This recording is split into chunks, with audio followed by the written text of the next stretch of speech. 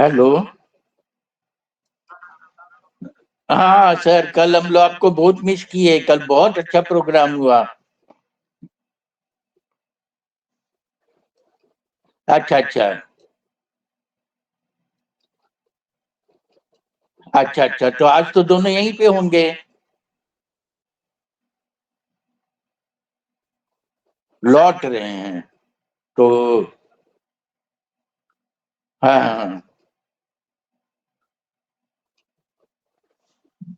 हाँ। हाँ, disaster management पर है। बहुत अच्छा। जम्मू कश्मीर से बोल रहे हैं। जम्मू कश्मीर से ये राजेश भट्ट हैं। बहुत अच्छे स्कॉलर मिले हैं। वो बोल रहे हैं इसलिए आपका आना जरूरी है। आप माने गाड़ी पर ही कर लीजिए। हाँ, गाड़ी पर ही। हाँ हाँ। ठीक ठीक। हाँ, अभी भी हम लोग के यहाँ 15 आदमी हो गए। अच्छा ठीक ठीक। प्रसाद साहब ज्वाइन कर रहे हैं। और प्रसाद साहब हमारे यहाँ के बहुत बड़े विद्वान आदमी हैं और बहुत बुजुर्ग हैं। मणिशंकर झा जी बहुत दिन बाद आए। मणिशंकर झा जी एक बार आए थे। मणिशंकर झा जी वेलकम। मणिशंकर झा जी वेलकम। मणिशंकर झा जी, आपका स्वागत है। मणिशंकर झा जी अपना परिचय देना चाहेंगे? झा जी। वास्तव में हम 2 महीना थे ना वहां, घूमते तो बहुत थे, मन बहुत लगता था। लेकिन हम ये जरूर मिस करते थे कि शनिवार रविवार को हम किसी तरह से कर लें, लेकिन समय नहीं मिलता था। लेकिन यहाँ कल ही हम करवाए। कल इतना बढ़िया हुआ। प्रसाद साहब आ गए। प्रसाद साहब आ गए। प्रसाद साहब आ गए। हाँ गिरी। हाँ गिरी। हाँ हाँ, वैसे ही लग गया था। कल चलेंगे हम लोग। कल हम फोन करेंगे। कल चलेंगे हम लोग। प्रणाम। हाँ, दोपहर को। ठीक ठीक। हाँ। सारस्वर सरद सरद स्वरा। आप आते थे, रिकॉर्डिंग करते थे। आपका बहुत बहुत स्वागत है। शरद स्वरा जी, आप हमारे ग्रुप मेंबर भी हैं। हाँ शरद सर, स्वरा अजय जी। सर के स्टूडेंट। अजय सर हाँ के अजय स्टूडेंट साहब। सर। हाँ, अजय साहब को जरा फोन करिए ना, शरद स्वरा जी। क्योंकि अजय लगा रहे, साहब भी अभी ना, लगा रहे। मतलब इतने बड़े विद्वान लोग यदि आ जाते हैं ना, हाँ जी एक आदमी जी सर, मिस लगा होता रहे। है। बहुत जी दिक्कत जी जी होता है हम सर। लोगों को। अमिताभ एक जी बार जी, जी जरा लगा फोन रहे। नागेश करिए। हम भी करते, नागेश हम भी झा कर रहे हैं। नागेश झा को फोन करिए। इज वेरी हाँ, Nancy great Sharma. Scholar. Nancy Sharma. Nancy Sharma, आपका स्वागत है। प्रेरणा मेहता। प्रेरणा मेहता, आपका स्वागत है। नेंसी शर्मा, प्रेमा मेहता, आप लोगों का स्वागत है। Thank you so much sir. हाँ जी, अपना थोड़ा परिचय देंगी क्या नेंसी शर्मा जी? जी सर। सर मैं एक अंडर हाँ ग्रेजुएट स्टूडेंट हूँ, पॉलिटिकल साइंस हाँ जी। डिपार्टमेंट से। मैं दौलत राम हाँ। कॉलेज दिल्ली यूनिवर्सिटी में पढ़ती हूँ। कहाँ पर? सर दिल्ली यूनिवर्सिटी में दौलत राम कॉलेज। अरे वाह, वेरी गुड अच्छा वेरी अच्छा, गुड, हाँ बहुत वेरी अच्छा। गुड। अब डिजास्टर मैनेजमेंट के बारे में आपको आज बहुत जानकारी होगी, क्योंकि यहाँ पर बहुत सारे एक्सपर्ट हैं। ये उमेश जोशी हैं, राकेश जी भी हैं, और हमने भी डिजास्टर बहुत हैंडल किया है। तो हम लोगों से आप जितना भी सीख सके सीख लीजिएगा, और इसकी रिकॉर्डिंग भी रख लीजिएगा। और जितने भी न्यू कमर आए हैं ना, सारे न्यू कमर प्लीज मेरा नंबर नोट कर लें, और हमको अपना नंबर दे दें, जिससे हम आपको अपने ग्रुप में रख लें। अपने ग्रुप में अच्छे अच्छे मैसेज आते हैं, अच्छे अच्छे लोग आते हैं, सबसे आपका परिचय हो जाएगा। बैठे बैठे परिचय हो जाएगा। तो मेरा नंबर नोट कीजिए प्लीज। 9592561493। 9525614973। आप प्रेरणा जी, सर को ऐड कर दीजिए हम लोग के ग्रुप में। हाँ, हम सबको ऐड करेंगे, सबको हाँ ऐड करेंगे और जिससे कि सबको ज्यादा से ज्यादा लाभ हो। इसमें हम सभी बुजुर्ग जितने भी हैं, हम अपने बच्चों को ज्यादा से ज्यादा लाभ देना चाहते हैं और हम लोगों से ऊंचा ज्यादा उठाना चाहते हैं। मेरा तो यही मतलब अंदर से इच्छा है। हमने हमेशा ऐसा ही किया। अपने इंस्टीट्यूट में भी हमने लाइब्रेरी सबके लिए फ्री कर दिया था और योगा भी हमने सबके लिए फ्री कर दिया था। इस तरह से हम इसको बहुत अच्छा चलाना चाहते हैं और नॉलेज का शेयर करना चाहते हैं। और ये नहीं कि वट एवर कॉन्ट्रीब्यूशन और whatever input we are giving that is sufficient. Our youngsters have also got so many knowledge also in addition to whatever we have got, no, and they are welcome। हम उनका स्वागत करेंगे। वो अपना अनुभव और अपना ज्ञान हमारे ज्ञान में जोड़ने में थोड़ा भी हिचकेंगे नहीं। हम लोग उम्रवरदार हो सकते हैं कि बहुत सारी चीजें जैसे कंप्यूटर में, मोबाइल में जितना आप लोगों को नॉलेज होगा उसका 1% भी नॉलेज हम लोगों को नहीं है। ये नंगा सत्य है। तो हम मनुष्य वही होता है जो दूसरे से सीखे, चाहे वो स्टूडेंट हो, चाहे मेरा बेटा हो, चाहे मेरी बेटी हो। मैं अपने बेटा से भी बहुत कुछ सीखता हूँ। बेटी मेरी बैंक में है, बेटी से भी बहुत सीखता हूँ। और अभी आ गए Sakaldeep Bhowmik, welcome. Sakaldeep Bhowmik, introduce yourself Bhowmik ji. Amitabh ji अगर मौका लगे तो कभी नागेश झा सर से क्वांटम फिजिक्स पे भी टॉक कराइए, क्योंकि मैं खुद एमएससी ऑर्गेनिक केमिस्ट्री में रहा हूँ लॉन्ग बैक, लेकिन मुझे क्वांटम वेरी गुड। फिजिक्स समझ में नहीं आती। हाँ, तो मौका लगे तो ठीक है, ठीक है। क्वांटम फिजिक्स पर भाषण नागेश में झा जी क्वांटम आ गए हैं। फिजिक्स। नागेश झा जी वो भी एक अनहोनी, मतलब एक अकेले अपने नाम के अपने तरह के ऑलराउंडर विद्वान हैं और हमारे बीच में हैं। जोशी जी ने कुछ रिक्वेस्ट किया है क्वांटम फिजिक्स के बारे में बोलने के लिए, हमारे ख्याल से वो स्वीकार कर लेंगे। तो हम इसको भी करवाएंगे, इसको भी करवाएंगे। तो और अगले सप्ताह ये घाना से बोलने को कहे हैं, घाना के कल्चर और यहाँ के कल्चर में क्या डिफरेंस है। उसके बाद योगा के बारे में पूना से बोलेंगी। तो इस सैटरडे संडे के बाद अगले सैटरडे संडे को, पहला सैटरडे को हम नागेश झा की जी का रखना चाहेंगे, उनकी अनुमति चाहेंगे। नागेश झा की। हाँ सर एक्चुअली जो क्वांटम फिजिक्स है सर, ये अभी बहुत ही त्वरित वेग से बदल रहा है। एक्चुअली हम एक दूरदर्शन पर एक प्रोग्राम आया था यशपाल जी का, जब इधर से नहीं मालूम है हमको, हम उधर से तो हम एक्चुअली हम खुद जो सर जो बोल रहे हैं मैं राजी हूँ, मैं उसकी तैयारी कर रहा हूँ, लेकिन उसको हम थोड़ा सा अच्छे ढंग से जब मैं रेडी हो जाऊंगा सर मैं आपको खबर कर दूंगा sir. Very good, very good, welcome sir, welcome. मैं सर उसकी तैयारी कर रहा हूँ, जिस दिन से उन्होंने कहा है मैं तैयारी कर रहा हूँ सर। अच्छा, बहुत अच्छा। भौमिक जी प्लीज इंट्रोड्यूस। अमिताभ सर एक बार नंबर और बता दीजिएगा। हाँ, 9525614973, 9525614973।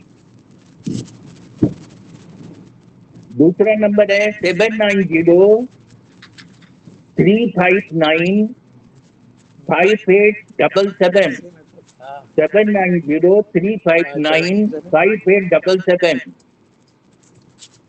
पटमार जी, आप जरा सा उनको, अजय श्रीवास्तव साहब को भी एक बार ट्राई कर लें। बहुत अच्छे विद्वान और बहुत सुलझे हुए आदमी हैं। उमा शंकर जी भी नहीं आए, मैं दूसरे फोन से शुरू करूंगा, उनसे बात करूंगा। लेकिन इस बीच हमारे चीफ गेस्ट अकौरी महेश्वर प्रसाद साहब आ गए हैं। हम लोगों का सौभाग्य है। वो अभी गाड़ी पर हैं, एयरपोर्ट से लौट रहे हैं, लेकिन उन्होंने ज्वाइन कर लिया। तो उनके मुंह से स्टार्ट करने से हमारा प्रोग्राम शुभ होगा। इसलिए मैं प्रसाद साहब से निवेदन करूंगा कि वो आशीर्वाद वचन दे करके हम लोग का कार्यक्रम शुरू करवा दें। हमारे राकेश भट्ट जी आ गए हैं, करीब 20 लोग आ गए हैं, अभी और भी बहुत से लोग आने का उम्मीद है। तो प्रसाद साहब, आप गाड़ी पर हैं, लेकिन थोड़ा सा आशीर्वाद वचन बोल देते तो हम लोग की गाड़ी चलने लगती। प्रसाद साहब, नहीं होगा, आगे चलते आवाज आ रही है आपकी? नहीं रुकेंगे। हाँ आ रही है सर, आ रही है।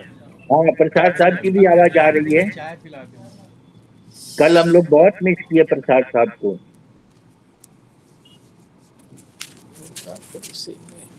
प्रसाद साहब,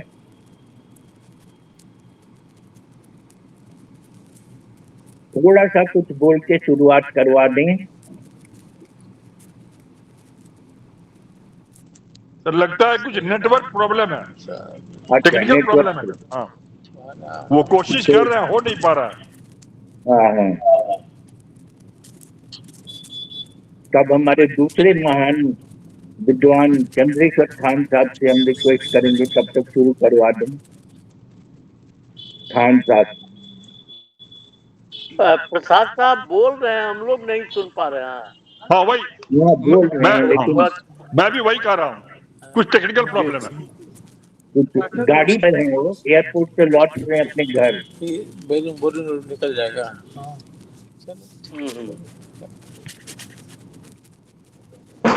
क्या किया जाए? हाँ, आप शुरू कर दीजिए खान साहब। खान साहब शुरू करिए। हाँ, प्रसाद साहब को आशीर्वाद। प्रणाम। प्रसाद साहब को यद्यपि वो बोल रहे हैं लेकिन आवाज हम लोगों तक नहीं आ रही है, और उनकी इस उम्र में भी ये तत्परता, ये प्रेम, ये उत्साह, मानवीय उत्साह हम सबों को भरपूर प्रेरणा देती है। अमिताभ जी बहुत बहुत धन्यवाद कि आप एक व्यक्ति का। हाँ सर, आपकी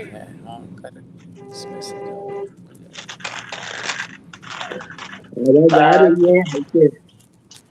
गाड़ी में है। हाँ, तो मैं गाड़ी अभी में। संक्षेप में ही प्रारंभ करता हूँ। राकेश जी को ही हम लोग सुनेंगे। हाँ जी। राकेश जी, भट्ट साहब, आपका स्वागत है, अभिनंदन और वंदन है, और बड़े प्रेम से हम लोग आपका स्वागत इसलिए कर रहे हैं कि आज की जिंदगी में आपदा को समझना और उसका प्रबंधन करना सबसे महत्वपूर्ण चीज जो है, ये हर जगह आवश्यक हो गया है, ये दुनिया की जरूरत हो गई है।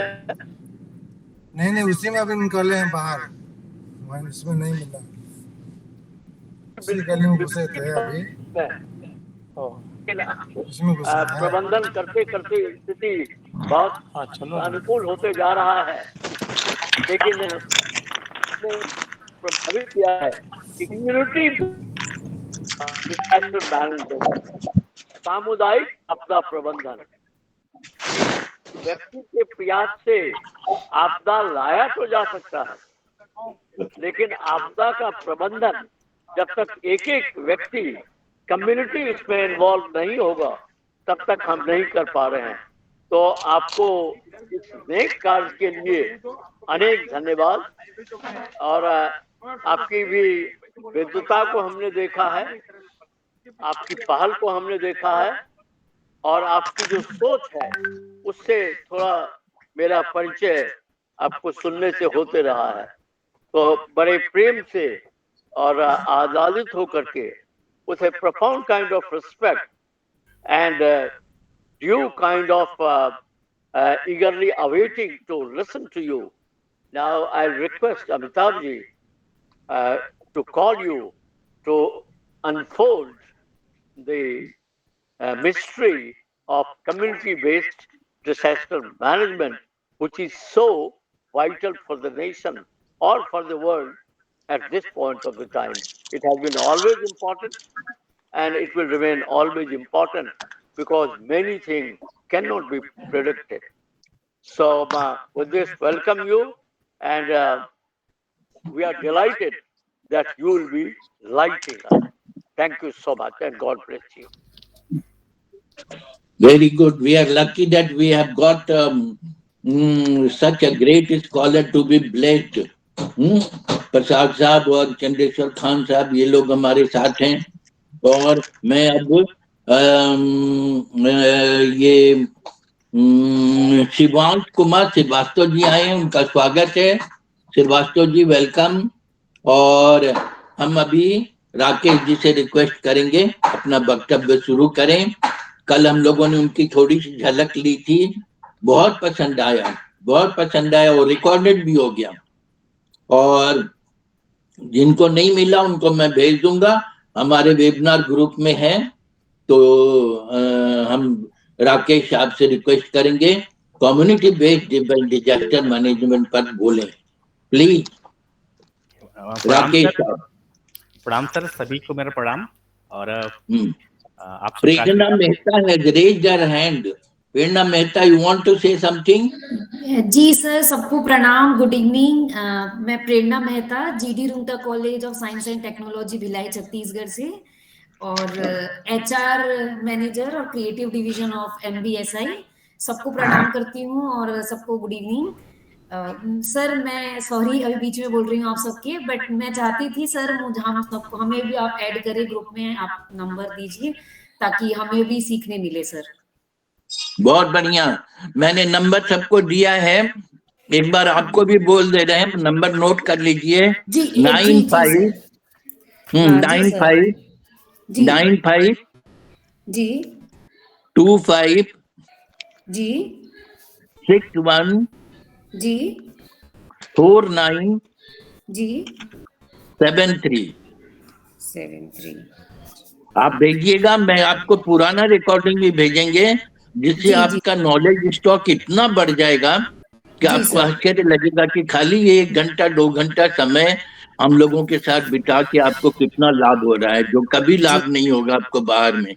जी सर, एक रिक्वेस्ट थी आपसे सबसे कि हम आपका नंबर सर अपने ग्रुप में ऐड कर सकते हैं क्या? हमारे साथ सारे लोगों को भी इस चीज का। हाँ बिल्कुल बिल्कुल, एकदम वेलकम, एकदम खुशी से।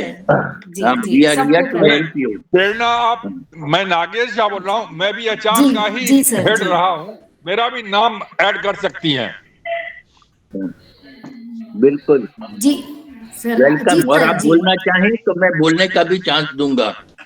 हाँ जी बिल्कुल सर, बिल्कुल सर जी। Thank you so much sir, मैं चाहती हूँ सीखना, गलती भले होगी पर सीखना जरूर चाहूंगी। जरूर जरूर वेलकम, गलती सबसे हम लोगों से भी होती है।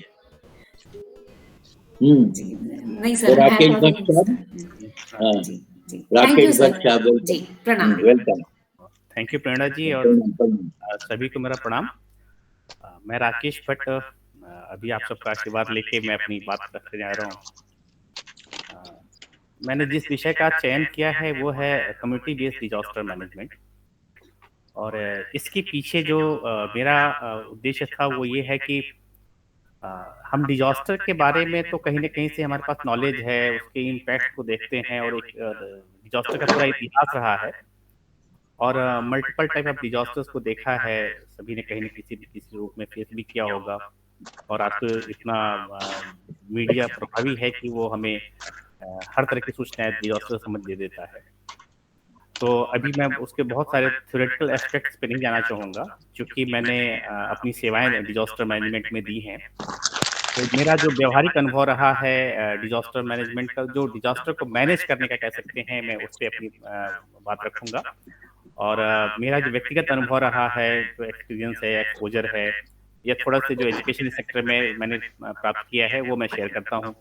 मेरा सौभाग्य है कि इसी पैनल में मेरे गुरुदेव उमेश जोशी जी भी हैं। मैंने उनसे बहुत कुछ सीखा है। इनिशियल डेज में जब मैं लखनऊ में था तो सबसे बहुत कुछ सीखने का मौका मिला। बाद के दिनों में मैंने बहुत सारे डिजास्टर्स को जो एक्शन वाला पार्ट होता है उसमें पार्टिसिपेट किया, तो मेरी लर्निंग थोड़ी दूसरे टाइप की रही। जैसे मैंने 2 साइक्लोन के साथ डिजास्टर मैनेजमेंट की एक्टिविटी में पार्टिसिपेट किया, 2 अर्थक्वेक किया, एक उसके बाद एक लैंडस्लाइड के बाद जो पोस्ट डिजास्टर रिकवरी मैनेजमेंट था उसके लिए काम किया मैंने। और एक दूसरी ऑर्गेनाइजेशन के साथ मैंने थोड़ा सा पीडीएनए भी किया है, जिसे हम अपनी भाषा में post disaster damage and need assessment कहते हैं। तो इन दायरों में जो मेरा अनुभव हुआ, उन अनुभव के साथ मैं शेयर करना चाहता हूँ कि मैं बेसिकली 2 एंगल लूँगा अपनी बात करने के लिए। पहला वो है जो हमारा गवर्नमेंट का पूरा स्ट्रक्चर है, पूरा रिसोर्स है, जो हमें डिजास्टर में किसी तरह से रिस्पांस मैकेनिज्म या मिटिगेशन के लिए या मैनेजमेंट के लिए सहयोग करता है। और दूसरा जो हमारी कम्युनिटी है, कम्युनिटी का रोल इसलिए अहम हो जाता है मेरी नज़र कि कम्युनिटी एक तो अल्टीमेट सफरर है, क्योंकि अंत तक वही सफर करती है किसी भी डिजास्टर के दौरान, और वो फर्स्ट रिस्पॉन्डर भी है। तो व्यक्तिगत तौर पे मेरा अनुभव है कि जो हमारा दुर्भाग्य है कि हमने कभी भी डिजास्टर मैनेजमेंट की साइकिल में जो कम्युनिटी पार्टिसिपेशन का रोल है उसे बहुत हल्के में लिया है, बहुत प्रभावी रूप से उसका संचालन नहीं कर पाए हैं, जो भी कारण जो भी रहा हो। और जब भी मैं किसी डिजास्टर के दौरान या डिजास्टर के पश्चात जब जाता हूँ वहाँ के विक्टिम से या वहाँ के लोगों से या जो भी रिस्पॉन्डर्स रहे हैं या जो भी गवर्नमेंट एजेंसीज काम कर रही हैं साथ में, दोनों के बीच जब स्टडी करता हूँ तो मुझे लगता है कहीं न कहीं जो गैप है वो बहुत बड़ा गैप समन्वय का भी है। इंटर डिपार्टमेंटल कोऑर्डिनेशन के बीच में भी मुझे बहुत बड़ा गैप देखने को मिला है व्यवहारिक तौर पर। मुझे पता है कि आप लोग किसी किसी विभागों के संपर्क में हैं, तो ये जानकारी भी आप लोगों तक बिल्कुल होगी। होता क्या है सर कि जब भी मैं एग्जांपल शुरू करता हूँ कि मैं अर्थक्वेक के बाद एक 10-12 गांव थे जम्मू एंड कश्मीर के जो अफेक्टेड थे, तो मैं उन गांव की विजिट के लिए गया था। उन गांव की विजिट में जो कम्युनिटी थी वो इतनी पावरफुल थी, इतनी उस डिजास्टर को मैनेज करने के लिए इक्विप्ड भी थी और उस डिजास्टर को फेस करने के लिए रेडी भी थी। और यहाँ तक भी वो रेडी थी कि अगर उन्हें हमारा गवर्नमेंट सपोर्ट नहीं मिलता तो भी वो अपनी लाइफ को कैसे सस्टेन करते, मेंटेन करते और कैसे वो फर्दर डिजास्टर मिटिगेशन के लिए काम करते। ठीक है, वो टेक्निकल टर्मिनोलॉजी नहीं जानते हैं, लेकिन उनके पास बहुत ढेर सारे आइडियाज थे। संयोग से या दुर्भाग्य से हम जो कमिटी के लेवल पे जो आइडियाज हैं, जो रिसोर्सेज हैं, जो नॉलेज है, जो एक्सपीरियंसेज है, जो उनकी मिटिगेशन की प्लानिंग रही है, पॉलिसी रही है, सोच रही है, उनका फोरकास्ट या अर्ली वार्निंग के लिए जो नॉलेज है, उसे हम कैप्चर करके डॉक्यूमेंट नहीं कर पाए हैं, या अगर कहीं हुआ भी होगा तो मुझे लगता है वो इजीली अवेलेबल पब्लिक डोमेन में नहीं है कि उसका लाभ सभी लोग ले पाए। तो जब मैं कमिटी के साथ बात कर रहा था तो उन्होंने बताया कि हम कैसे जो है रिलीफ मैकेनिज्म कैसे करते हैं, हम कैसे अपने हॉस्पिटल जो है और हॉस्पिटलिटी को मैनेज करते हैं, कैसे हम पोस्ट डिजास्टर जो सिचुएशंस हैं उसको मैनेज करने के लिए पहले से रेडी रहते हैं। बाद में जब उनका रोष समझ में आया कि रोष क्या है, तो उन्होंने बताया कि कभी भी गवर्नमेंट उनके पास तक नहीं पहुंची है, कोई फॉर्मल नॉलेज उनके पास नहीं है, कोई फॉर्मल इक्विपमेंट्स नहीं है, अर्ली वार्निंग सिस्टम का एक बहुत बड़ा लैक है।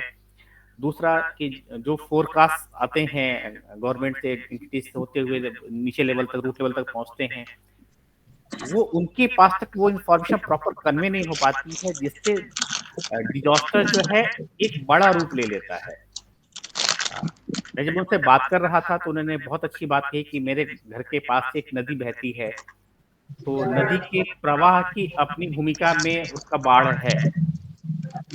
बाढ़ से प्रभावित हम इसलिए है कि हम नदी के कोर्स पे चले गए हैं, वो चाहे डेवलपमेंट के प्रोसेस में हो, चाहे इंफ्रास्ट्रक्चर डेवलपमेंट के प्रोसेस में हो, या चाहे जैसे भी नदी के पास हम गए हैं, तो हम उसके रौद्र रूप का शिकार भी हुए हैं। अगर हम नहीं गए होते तो शायद रौद्र रूप का शिकार नहीं होते। और जिस लॉस के लेवल पे हम बात करते हैं कि ये लॉस हो रहे हैं, तो उस लॉस को हम मिटिगेट कर पाते। अब मैं अपनी बात एक दूसरे एंगल में रखने जा रहा हूँ। मैं बिल्कुल अर्बन एरिया के ऑफिसर से भी मिला और बिल्कुल जो रूरल एरिया में हमारी गवर्नमेंट ऑफिसर्स काम कर रहे हैं उनके लेवल पे भी बात की मैंने। तो मैक्सिमम जो उनका एक्सपोजर है वो पोस्ट डिजास्टर के लेवल पे है या रिलीफ के लेवल पे है। डिजास्टर रिस्क रिडक्शन या रिस्क मैनेजमेंट के लेवल पे या मिटिगेशन के लेवल पे, अर्ली वार्निंग के लेवल पे बहुत कम है। और अगर वो किसी कंसर्न पर्सन तक है भी तो वो रूट लेवल तक प्रॉपर टाइम पे नहीं हो पा रहा है, ये एक बहुत बड़ा फैक्टर है। मुझे लगता है कि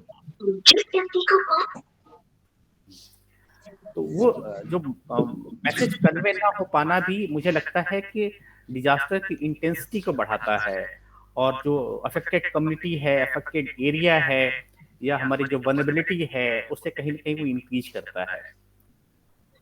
फिर जो हमारे ऑफिशियल्स हैं, जो हमारे रिस्पॉन्डर्स हैं, जैसे अगर मैं बात करूं तो हमारा फायर डिपार्टमेंट है, हमारी आर्मी है, हमारी पुलिस है, पैरामिलिट्री फोर्सेस हैं, हमारा फायर ब्रिगेड है, सिविल डिफेंस है, ये हमारे एक तरह से फर्स्ट रिस्पॉन्डर्स होते हैं। एक्चुअली हेल्थ भी उसमें मैं भूल गया जोड़ना, उसको माफ करिएगा। ये भी अपने अपने स्किल के सेगमेंट में तो ट्रेंड हैं, लेकिन disaster, during disaster and post disaster कैसे प्रायोरिटीज करेंगे अपने काम की, हम कैसे कंट्रोल एंड कमांड मैकेनिज्म हमारा रहेगा, कैसे हम जो हमारा गोल्डन आवर है उसमें जो हमारा रिस्पांस टाइम है, वो गोल्डन आवर को हम ऐसे बहुत आसान भाषा में समझो कि जब भी कोई डिजास्टर का इम्पैक्ट होता है तो जो फर्स्ट 1 आवर है उसे हम अपने गोल्डन आवर के रूप में लेते हैं। जब हमारा रिस्पांस मैकेनिज्म जितना बढ़िया होता है तो हमारे जो डिजास्टर की जो इंटेंसिटी है उसे हम कम तो नहीं कर पाते, लेकिन जो लॉस को है उसे हम बिल्कुल बड़े हद तक मिनिमाइज कर पाते हैं। तो इंटर डिपार्टमेंटल कोऑर्डिनेशन की बात मैं कर रहा था कि इंटर डिपार्टमेंटल कोऑर्डिनेशन का एक बहुत बड़ा लैक है। मैं पुणे में था इसके पहले, जम्मू से पहले, तो मैं जब वहाँ अफसर से बात कर रहा था तो पुणे कॉरपोरेशन इटसेल्फ की बात करूं, जो अपने आप में काफी बड़ा डिपार्टमेंट भी है और बड़ी रिस्पॉन्सिबिलिटी उसके पास है, लेकिन डिजास्टर मैनेजमेंट के लिए अभी किसी भी तरीके से रेडी नहीं है। किसी भी तरीके से, वो रिसोर्स के लेवल पे हो सकता है, वो मैप के लेवल पे हो सकता है, वो अर्ली वार्निंग के लेवल पे हो सकता है, वो डब्ल्यूएस कंट्रोल के लेवल पे हो सकता है, किसी भी लेवल पे। जबकि अगर हम इक्विपमेंट्स की बात करते हैं, हम रिसोर्सेज की बात करते हैं, हम फंड्स की बात करते हैं, तो वो प्रचुर मात्रा में, भरपूर मात्रा में अवेलेबल है। तो हम सभी कहीं ना कहीं से ट्रेनिंग एंड कैपेसिटी बिल्डिंग वाले पार्ट से जुड़े हैं और हमारा मकसद भी नॉलेज शेयरिंग का है। तो एक बड़े पैमाने पे जरूरत है, मतलब मैं हायर अथॉरिटीज के लेवल से बात कर रहा हूँ कि हायर अथॉरिटीज से लेके लोअर लेवल तक कि पहले हम उनकी कैपेसिटी जाने, उस कैपेसिटी के अनुसार उनको ट्रेंड करें, और जो डिपार्टमेंट के ऑफिसर्स का जो रिस्पॉन्सिबिलिटी वो इसलिए बढ़ जाती है कि कई बार ऐसा होता है कि इंटर डिपार्टमेंटल कोऑर्डिनेशन न होने की वजह से भी जो रिस्पॉन्स टाइम है वो बहुत डिले हो जाता है। और जब हम बात करते हैं इसके मैप की, वो सीजनल मैप भी हमारा हो सकता है, वल्नरेबिलिटी मैप हमारा हो सकता है, हमारा एरिया मैप हो सकता है, हमारी हिस्टोरिकल जो डिजास्टर्स हुए हैं उसका मैप हो सकता है। तो हम डिफरेंट टाइप्स के मैप को पब्लिक डोमेन में अगर हम दे पाते हैं, ये नॉलेज पब्लिक डोमेन में, तो ये नॉलेज शेयर कर पाते हैं पब्लिक, तो पब्लिक शायद अवेयर हो पाएगी, पब्लिक के पास ये नॉलेज पहुंच पाएगी। देन पब्लिक सोचती है कि हम इसको ट्रेंड कैसे, क्योंकि कोई भी अपने परिवार का, अपने रिसोर्सेज का, अपने घर का, अपने मैन पावर का लॉस नहीं चाहता है, किसी भी लेवल पे नहीं चाहता है, और कोई भी व्यक्ति नहीं चाहता है। लेकिन दुर्भाग्य ये है कि सफर सभी करते हैं। तो इस सफर न करना पड़े, इसके लिए जरूरी है कि knowledge sharing, disaster risk reduction के लिए उनकी एक वाइब्रेंट नॉलेज उन तक पहुंचे। हमारे स्कूलों की भूमिका उसमें बहुत बढ़ जाती है, जितने भी ट्रेनिंग इंस्टीट्यूट हैं उनकी भूमिकाएं बढ़ जाती हैं, जितने भी इंस्टीट्यूशंस हैं उनकी भूमिकाएं बढ़ जाती हैं। और जो मल्टीलैटरल कह सकते हैं हम सिस्टम को, मल्टी लेवल सिस्टम्स को भी उसमें इंगेज होने की जरूरत है। जैसे मैं अगर बात करता हूँ शेल्टर मैनेजमेंट के लिए, बहुत सारी एनजीओ हैं वो आगे आती हैं, लेकिन कई बार उनके पास शेल्टर मैनेजमेंट के लिए इक्विप्ड है वो, बट वो ट्रेंड नहीं है। उनके पास वो नहीं है कि इसकी इंटेंसिटी की जो इंटरवल है, ड्यूरेशन है, वो कितना रहेगा, कब तक उन्हें अपनी सर्विसेज देनी है, किस रूप में देनी है, चांसेस क्या बनते हैं, अगर फर्दर कोई अगर वहां पे इंसिडेंट हो जाता है, अगर वो अभी वो रिस्पॉन्ड कर रहे हैं, वो रिलीफ वाली टीम के हैं, कभी ऐसी दुर्घटना फिर अगेन वहां पे होती है तो वो खुद विक्टिम हो जाते हैं, देन क्या होगा। तो जब भी उनसे बात की गई कि जो हमारे रिलीफ वर्कर्स हैं, जो भी रिलीफ टीम कह सकते हैं डिफरेंट डिपार्टमेंट्स की है, अगर वहाँ वो वही डिजास्टर रिपीट करता है और वो एज ए विक्टिम होते हैं तो फिर क्या रिस्पॉन्स करेंगे। यहाँ पे एक बहुत बड़ा गैप सर देखने को मिला है।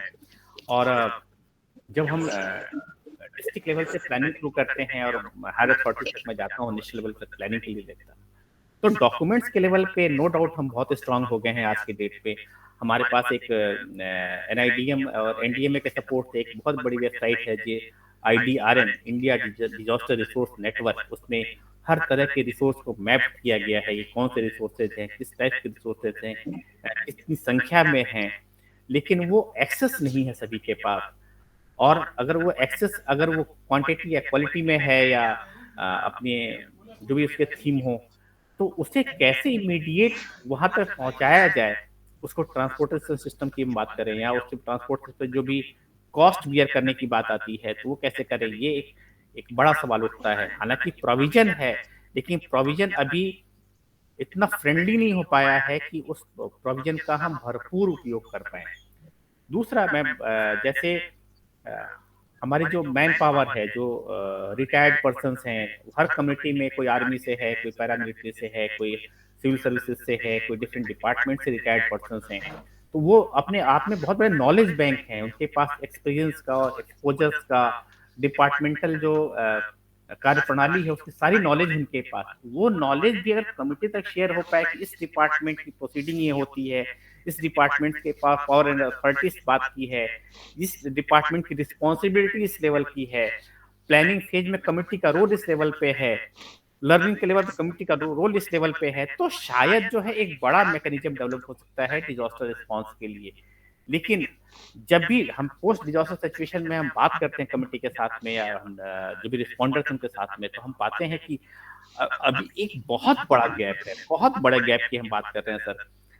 अभी मैं पुणे के एक एग्जांपल से बात करूं तो हाई राइज बिल्डिंग्स हैं, मल्टी स्टोरी बिल्डिंग्स हैं, कॉर्पोरेट ऑफिसेज हैं, NOC के लेवल पे एक फायर एक्सटिंग्विशर लगा है, फायर सेफ्टी इक्विपमेंट्स लगे हुए हैं, कुछ साइंस लगे हुए हैं एस्केप करने के लिए फायर के दौरान।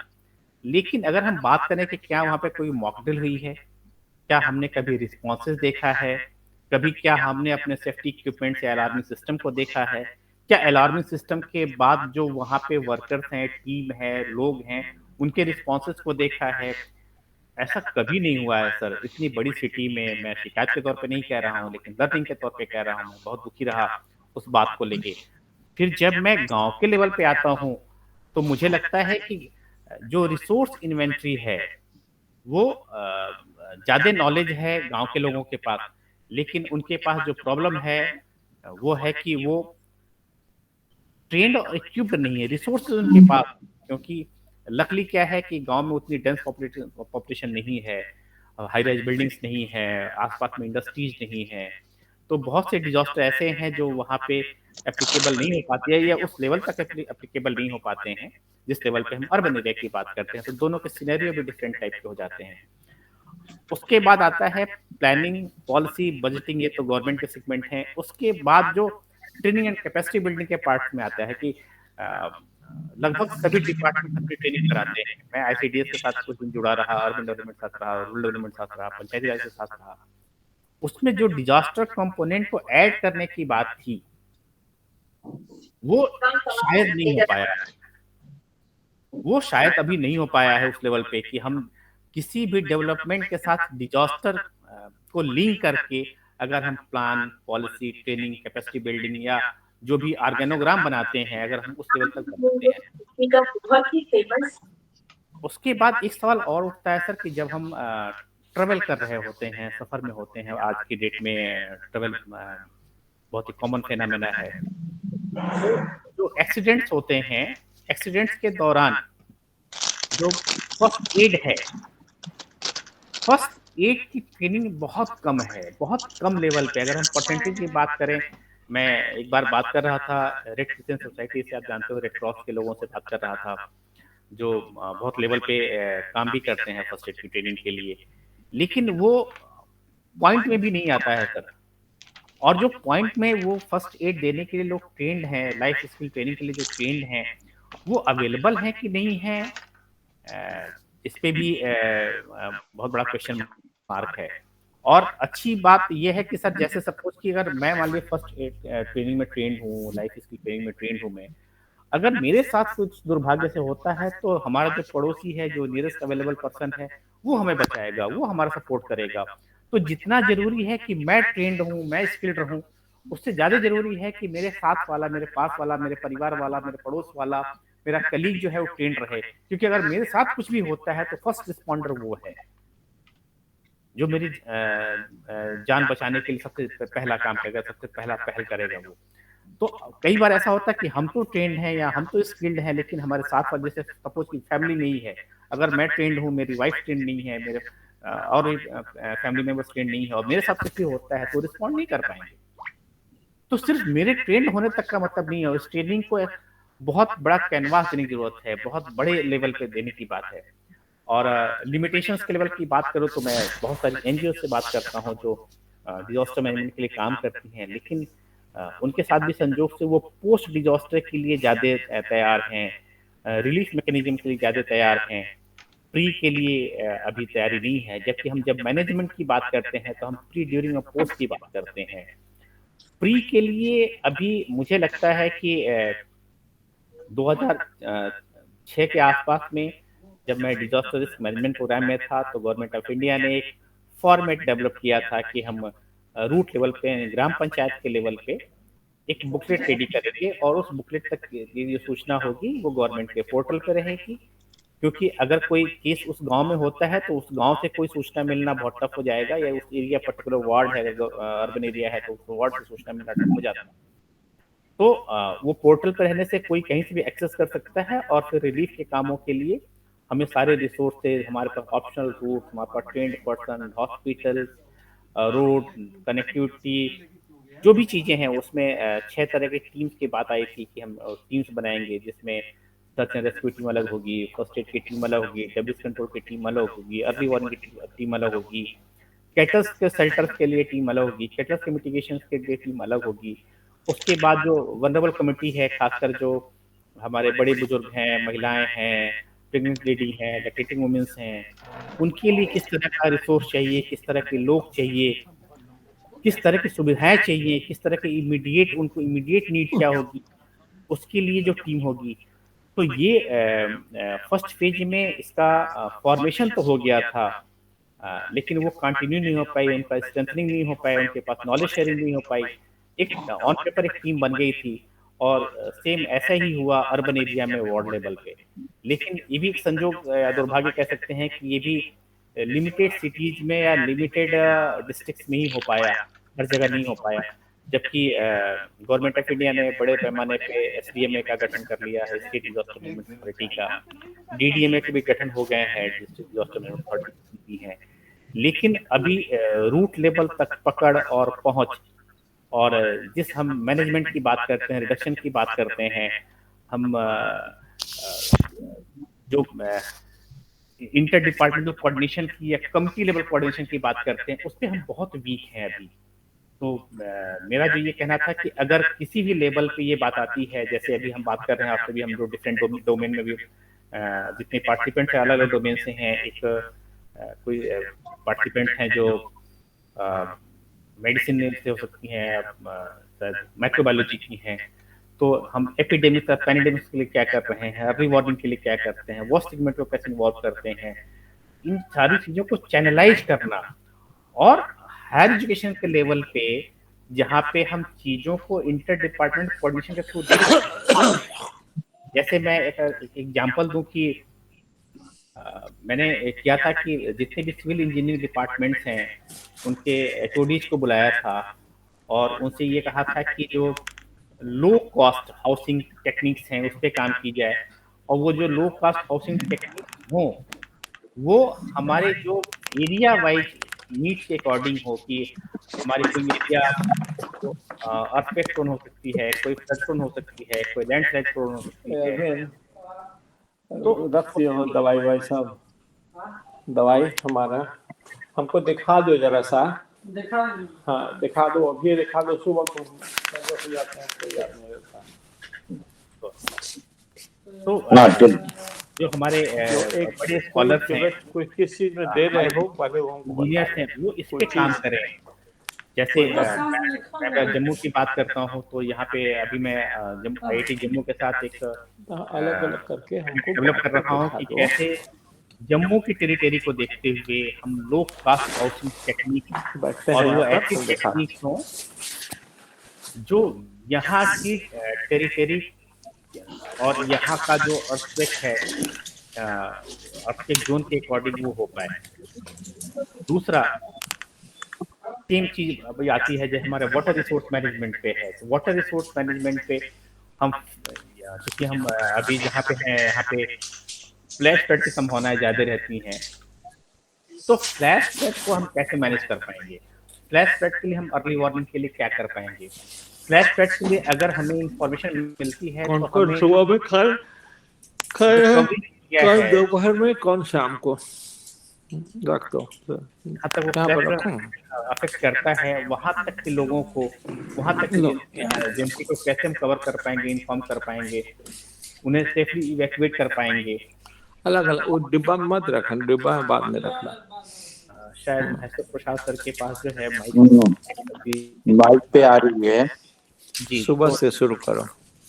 तो जो एडमिन है वो प्लीज चाहे तो महेश्वर सर के माइक को, हाँ सॉरी, थैंक यू, थोड़ा डिस्टर्ब हो रहा था। हाँ जी,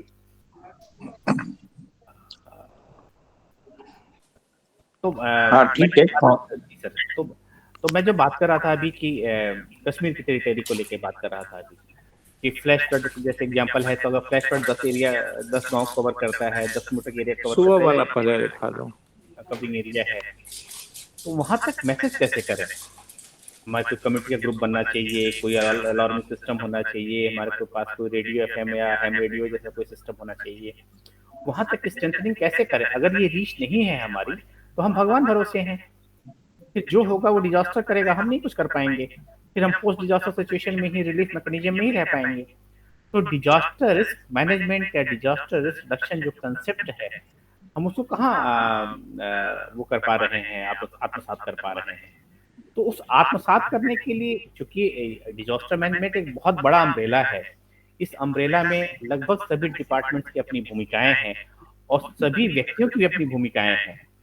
उस भूमिका और उत्तरदायित्व के बीच में जो उनका निर्वहन करने के लिए हमें ट्रेनिंग एंड कैपेसिटी बिल्डिंग की जरूरत है, हमें बहुत सारे रिसोर्सेज की जरूरत है, रिसोर्सेज को चैनलाइज करने की जरूरत है।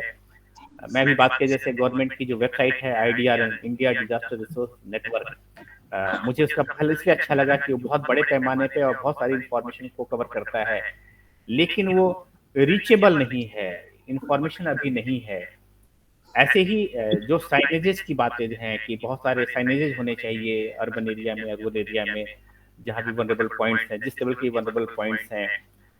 मैं 5-6 साल पहले वाराणसी की घटना बताता हूँ कि वहाँ पे जो भी लोग जाते हैं वो बोट से यात्रा करते हैं, गंगा जी की यात्रा में भाग लेते हैं, तो उन्हें पता ही नहीं है कि बोट पे कितना आदमी है, कितना होना चाहिए। वो तो अंदाज या पैसा है जिसके हिसाब से वो चलते हैं, लेकिन उसकी जो टेक्निकल कैपेसिटी है बोट की, वो फ्लड सिचुएशन में कैसी रहेगी, या जो उसका जो चालक है बोट का, उसकी स्ट्रेंथनिंग कैसी है, उसका स्किल्ड कैसा है, वो कितना नॉलेजफुल है, इस पे कोई भी बात नहीं करता। अगर उस पे 20 सवारी आ रही है या 25 आ रही है, दोनों के ही कंफर्टेबल है। उसके लिए वहां पे बात हुई थी मेरी कि हम, क्योंकि वो बोट चलाने वाले उतने पढ़े लिखे नहीं होते, टेक्निकल नॉलेज के पास नहीं होती, तो एज एक स्टिप जो है बोट नीचे लगाई जाए कि अगर वो बोट यहाँ तक डूब रही है, स्टिप तक पानी आ रहा है, तो इससे ज्यादा वेट उस पर ना रखा जाए, उससे ज्यादा लोग उस पर ना जाए। पालन भी हुआ बहुत हद तक, और उसका एक फायदा ये मिला कि अगले 2 साल में जो नाव की दुर्घटनाएं रही वो लगभग 90% कम रही। ऐसा वहाँ के लोगों का मानना है कि सिर्फ एक स्टिप लगाने से ही। और जो एक और बहुत बड़ा पार्ट जो छूटता है, कहीं ना कहीं कमजोर पड़ता है, वो है IC का, जिसे हम इंफॉर्मेशन एजुकेशन कम्युनिकेशन कहते हैं। वो जैसे हम बात करें कि महिलाओं के लेवल पे हम किचन सेफ्टी की बात कर सकते हैं। हम ड्यूरिंग अर्थक्वेक जो है, सामान्यतः जब महिलाएं सबसे ज्यादा घरों में रहती हैं, तो सबसे ज्यादा वनरेबल भी वही हैं। और संजोग देखिए कि अगर महिलाएं घर में हैं, बच्चे भी उनके साथ होते हैं, जो बड़े बुजुर्ग हैं वो उनके साथ होते हैं, जो बीमार या वृद्ध हैं वो उनके साथ होते हैं। तो अल्टीमेटली हम देखें तो पूरा जो वनरेबल ग्रुप है वो घर में है, और जब भी कभी अर्थक्वेक हिट करेगा तो वो सबसे ज्यादा जो हमारे इंफ्रास्ट्रक्चर उनको हिट करेगा। और अगर घर पे कोई इफेक्ट आता है, एडवर्स इफेक्ट आता है, तो ये सभी लोग जो हैं एक तो वैसे ही वनरेबल हैं, उसके बाद नॉलेज नहीं है, स्किल्ड नहीं है, वो ट्रेन नहीं है, कोई अर्ली वार्निंग नहीं है, कोई उनके पास ऑप्शनल नॉलेज नहीं है, तो सबसे ज्यादा एडवर्सली अफेक्टेड भी वही होते हैं। तो मैं एक्चुअली मैं डिजास्टर मैनेजमेंट की अगर बात करता हूँ सीबीडीएम की, तो मैं एक घर से घर को एक कंपोनेंट मान लेते हैं, तो घर में कंपोनेंट के तौर पे किचन सेफ्टी से शुरू करते हैं, क्योंकि हमारे जितने फायर इक्विपमेंट्स हैं वहाँ पे, फिर पूरी फैमिली वहाँ पे है, देन हमारे पूरा फैमिली के साथ जो एसेट्स है जो डिजास्टर में सहयोग से फायर केसेस होता है, फायर में घर में ऐसे बहुत सारी चीजें हैं जो फायर को सपोर्ट करती हैं। तो इस पूरे दायरे में देखने के साथ साथ हमें ये देखना होगा कि हमारे जो घर का डिजास्टर मैनेजमेंट प्लान है वो कैसा है। मैं लखनऊ में रहता हूँ, एक बहुत छोटा सा एग्जांपल देता हूँ कि जब मैं अपने घर में एक्सटिंग्विशर खरीद के ले आया, फायर एक्सटिंग्विशर, तो मेरी वाइफ भी नाराज हुई कि आपने ऐसे 2-4 हज़ार क्यों खर्च किए। लेकिन मेरे कॉलोनी में परचून की दुकान थी जो चिप्स वगैरह के पैकेट बाहर लटकाए रहते हैं, उसके साथ उन्होंने एक बिजली का होल्डर भी लटकाया हुआ था, बल्ब जल रहा था, वह से कैसे भी वहाँ पे आग लग गई। वो आग जो प्लास्टिक था तेज बड़ी, और नीचे वहाँ पे चीनी का बोरा था, वो दुकान के संजोग से आउटसाइड में था। और पूरी कॉलोनी में, मैं इसलिए बात कर रहा हूँ कि मैं लखनऊ के एक पॉश कॉलोनी में रहता हूँ, पूरी कॉलोनी के में किसी के पास भी एक फायर एक्सटिंग्विशर नहीं था।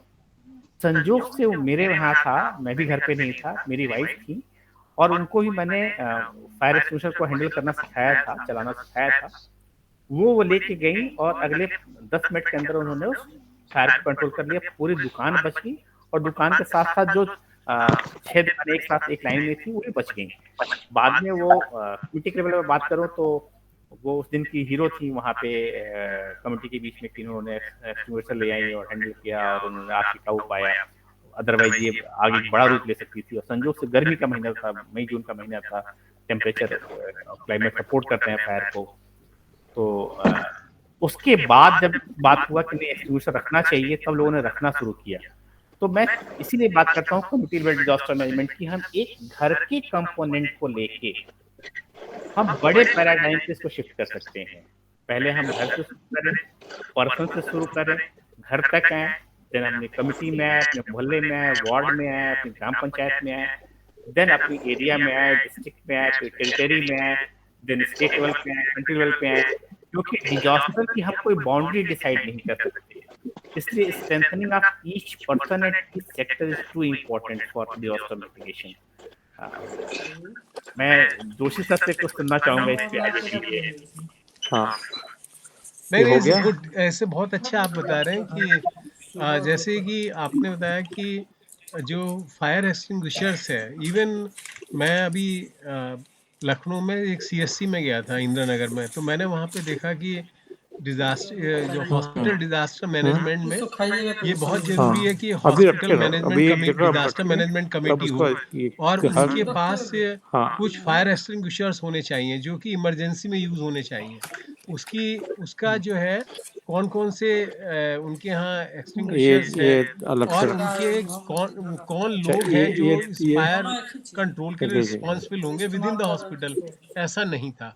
तो आप बिल्कुल सही कह रहे हैं इस बात को कि डिजास्टर मैनेजमेंट को हमें बहुत सीरियस रूप में लेना चाहिए, और ख़ास तौर पे जब हमारी वल्नरेबल कम्युनिटीज़ हैं। और मैं उत्तर प्रदेश की अच्छा, बात कर सुबह लें हो गया, तो अब शाम का रखो। यहाँ पे स्टेट नहीं, डिजास्टर शाम मैनेजमेंट अथॉरिटी है, शाम डिस्ट्रिक्ट का डिजास्टर हमको मैनेजमेंट अलग अथॉरिटी है, पैकेज बनाओ। नेशनल डिजास्टर मैनेजमेंट अथॉरिटी है, और समूचा आपके एक ये तो एनडीआरएफ सुबह के जवान हैं जो सुबह कि खा लिया ना, इमरजेंसी के शाम समय के हमें लिए रेस्क्यू हमको देते अलग हैं। बना के तो रखो। ये जो आप बिल्कुल सही हाँ, कह रहे हैं कि इस तरह के जैसे इसमें से काट कि करके आज जो है वो जगह बना डिजास्टर केवल करके ये नहीं रखो, रिस्पांस ताकि हम देना, उसको जानते तो हैं। शाम वाला हमें जो दूसरे है प्रिपेयर्डनेस पे भी ध्यान देना दूसरे है, पैकेज से रेस्क्यू ले। पे भी देना है, और रिहेबिलिटेशन और मिटिगेशन, इन 2 एस्पेक्ट्स को भी कवर करना है। तो बहुत ज़रूरी है कि हम इन चीज़ों को सीरियसली लें, और जो हमारे स्टैंडर्ड हैं उनके अनुसार हम अपने आप को तैयार रखें। मैं भट्ट जी का ध्यान इधर भी आकर्षित करना चाहूँगा कि 1984 में भोपाल के अंदर, मध्य प्रदेश की कैपिटल है, वहाँ पे मिथाइल आइसोसाइनाइड गैस लीक कर रही थी और उसी रात को 20,000 लोग ऑन द स्पॉट मारे गए। और आज भी धीरे धीरे लोग कैसे उनकी डेथ हो रही है हमें पता है। तो उसके, जबकि वहाँ पे उस कंपनी जो कि कार्य करना बंद कर चुकी थी, उसको वहाँ पे क्यों रखा गया? दूसरे ये था कि अगर उनको अनुमान लगाना चाहिए था कि अगर मिथाइल आइसोसाइनाइड गैस, जो एक डेडली पॉइजनस गैस है, लीक कर सकती है, तो उसके क्या प्रिकॉशंस होने चाहिए। इसके लिए अवेयरनेस भी फैलाते वो लोग, और इस अवेयरनेस, पब्लिक को अवेयरनेस करना था, और साथ ही साथ जो मैनेजमेंट था उसको भी तैयार होना था कि वो किस प्रकार से इस डिजास्टर को प्रिवेंट करें। एक सिंपल सी बात है कि methyl isocyanide is a water soluble gas. तो अगर हैंकी या और कोई ऐसे टॉवल्स वगैरह पानी, उनको पानी में भिगोते अपने ऊपर रखते तो काफ़ी कुछ लाइफ बचाई जा सकती थी। वो भी नहीं हो पाया। तो और फिर वो टैंकर्स को क्यों अलाउ किया गया कि वो कंटेन करें उस गैस को। ये ठीक है, डिज़ास्टर आता है, उसको, डिज़ास्टर को हम रोक नहीं सकते, लेकिन उसके इफ़ेक्ट्स को तो कम कर सकते हैं by awareness, by training, by mock drill. तो इन बातों का ध्यान रखना चाहिए। और आज केंद्र सरकार काफ़ी प्रयास कर रही है। हमारे यहाँ NDMA है, नेशनल डिज़ास्टर मैनेजमेंट अथॉरिटी, जिसके चेयरमैन खुद प्राइम मिनिस्टर हैं, उनके 4 परमानेंट मेंबर्स हैं। इसके साथ national institute of disaster management है, जिसका कि एग्जीक्यूटिव डायरेक्टर एक बहुत सीनियर IAS अधिकारी होता है। उसके उसके हेल्प्स के लिए वहाँ पे जॉइंट डायरेक्टर्स हैं, डिप्टी डायरेक्टर्स हैं, असिस्टेंट डायरेक्टर्स हैं, रिसर्च का स्टाफ है। तो बहुत कुछ कार्य कर रहे हैं।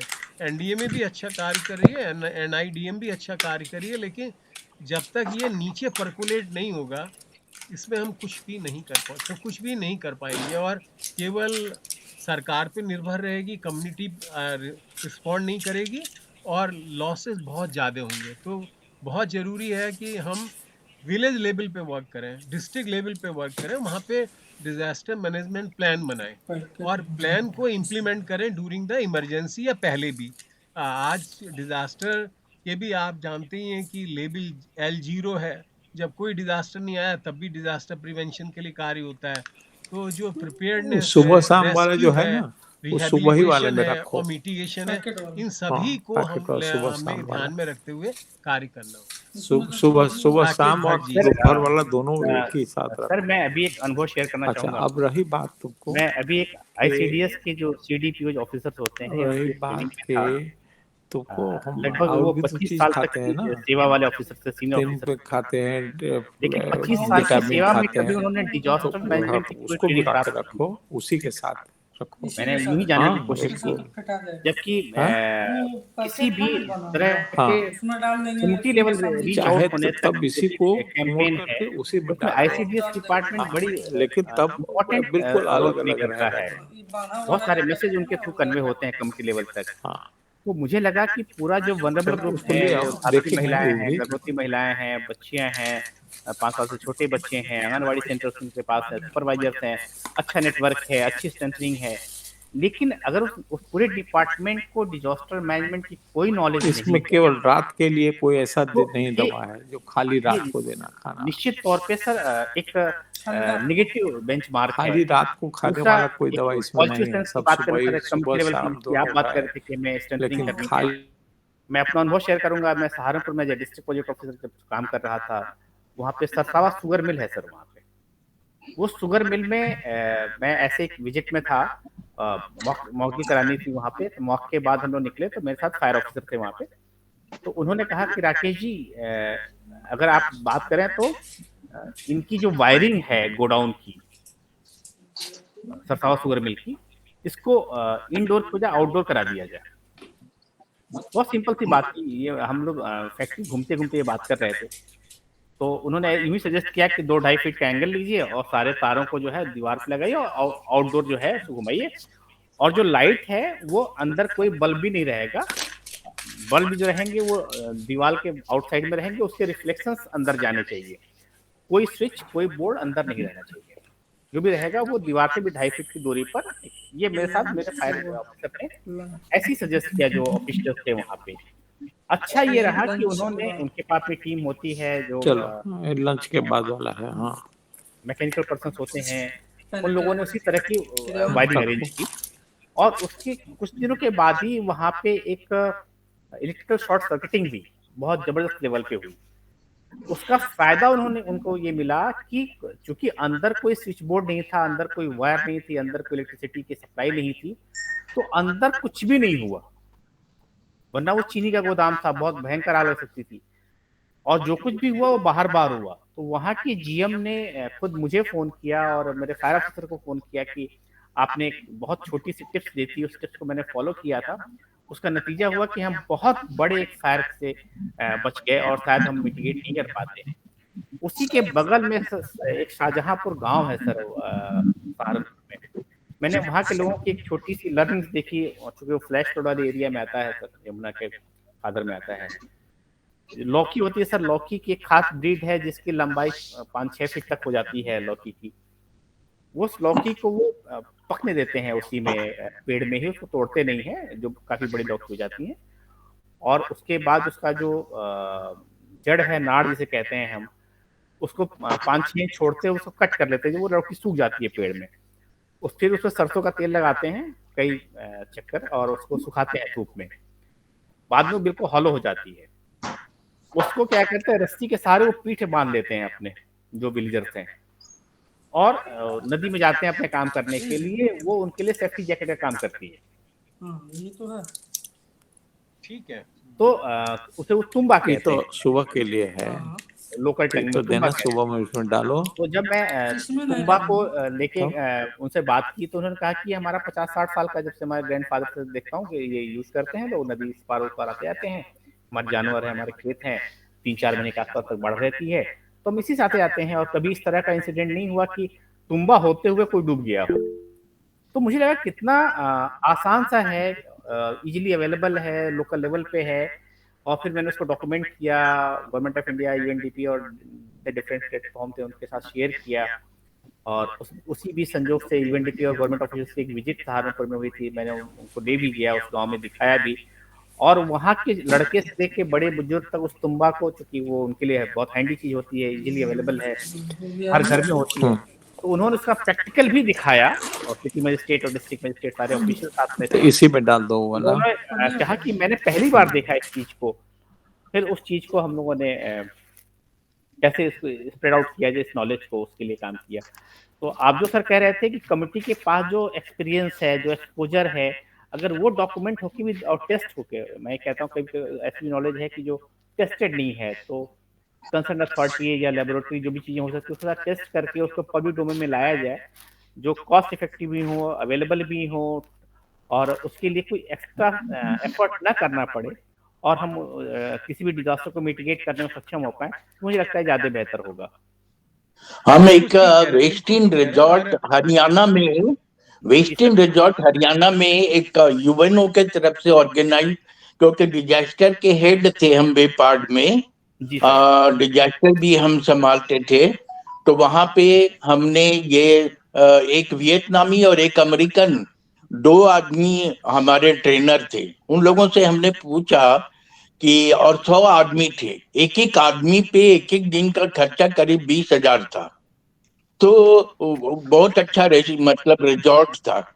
हमने उन लोगों से पूछा कि यदि कोई डिजास्टर आ जाए तो हमारे इस 100 आदमी में, जिन पे पर डे का खर्चा पर हेड 20,000 से अबव है, ये कितने लोग उसको डिजास्टर को दूर करने आएंगे?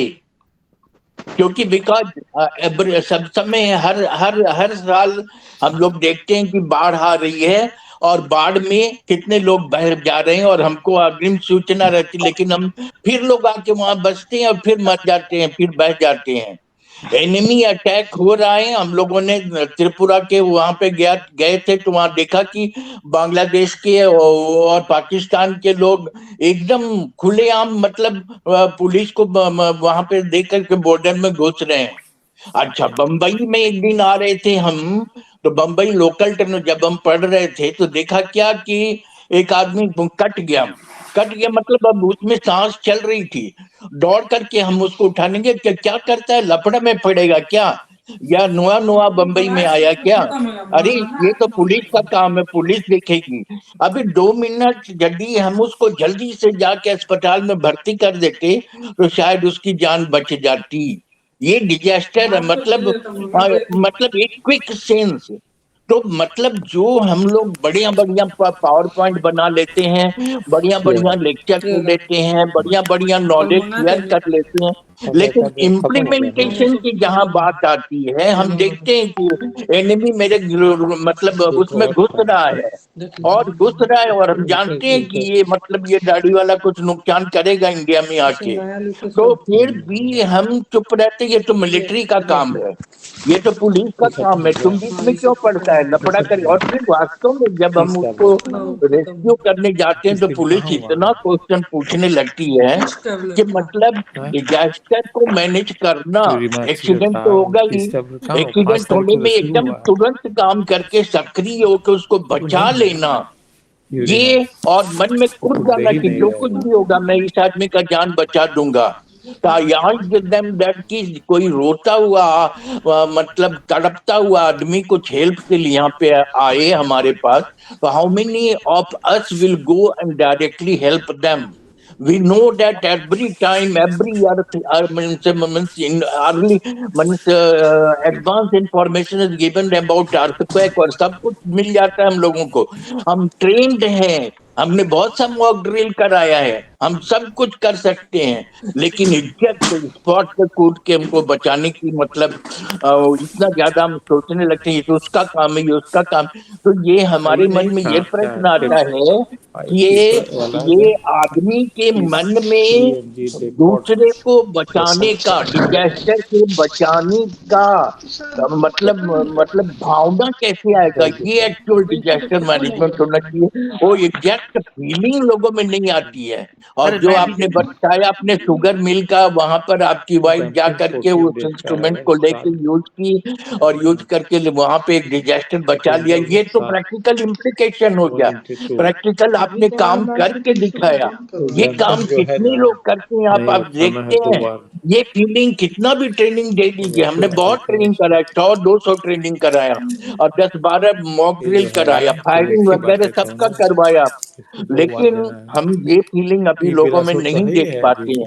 इससे डिजास्टर जो हम पढ़ते हैं, समझते हैं, उसको इम्प्लीमेंट करने में तकलीफ होती है। इस संबंध में आप क्या बोलेंगे? और हमारे विद्यानाथ जी नाथ झा जी ने भी अपना हैंड रेज किया है, if you want to say something, उनसे भी हम सुनेंगे। तो राकेश जी बट जी, मैं सर बात कर रहा था ना एनवायरनमेंट बिल्डिंग की बात कर रहे हैं कि एनवायरनमेंट बिल्डिंग कैसे कर सकते हैं। तो हमारा जो आईसी वाला पार्ट है sir, information education communication, each and every level पे सर, मैं वो चाहे वो होर्डिंग बैनर पोस्टर्स के लेवल से शुरू करें आप और ट्रेनिंग एंड कैपेसिटी बिल्डिंग तक चलते हैं हम। मैं इसलिए कह रहा हूँ, एक छोटी सी घटना बताता हूँ सर। एक रास्ता है, मैं जम्मू कश्मीर का ही उदाहरण दे रहा हूँ, जहाँ पे जो एरो लगा हुआ है, जो आमतौर पे पीडब्ल्यूडी लगाती है, उसमें लिखा था वो डेंजरस टर्न, डेंजरस टर्न ऐसे लिखा था, एक एरो लगा था। एक बंदे ने क्या, जिसने मुझे नहीं पता, उसने ऐसे कोयले या किसी से लिखा हुआ है उस पे, नीचे गड्ढा 60 फीट, बहुत छोटी सी बात। हाँ, उसी साइनेज पे लिखा है गड्ढा 60 फीट।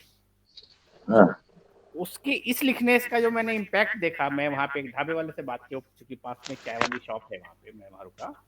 उसने कहा एक बंदा है मेरे यहाँ चाय पीने आया, उसने देखा कि बहुत डेंजरस टर्न है, तो लोगों की गाड़ियों की स्पीड, डेंजरस टर्न बहुत जगह लिखा रहता है, पहाड़ी एरिया है तो गाड़ियों की स्पीड उतना टर्न नहीं, मतलब रिड्यूस नहीं करते, लेकिन जब से लिखा ना गड्ढा 60 फीट, ये पढ़ते हुए लोगों के एक्सेट्रा अपने आप कम हो जाते हैं। तो ये जो इंफॉर्मेशन वाली बात मैं कर रहा हूँ कि बहुत छोटी छोटी चीजें हैं sir,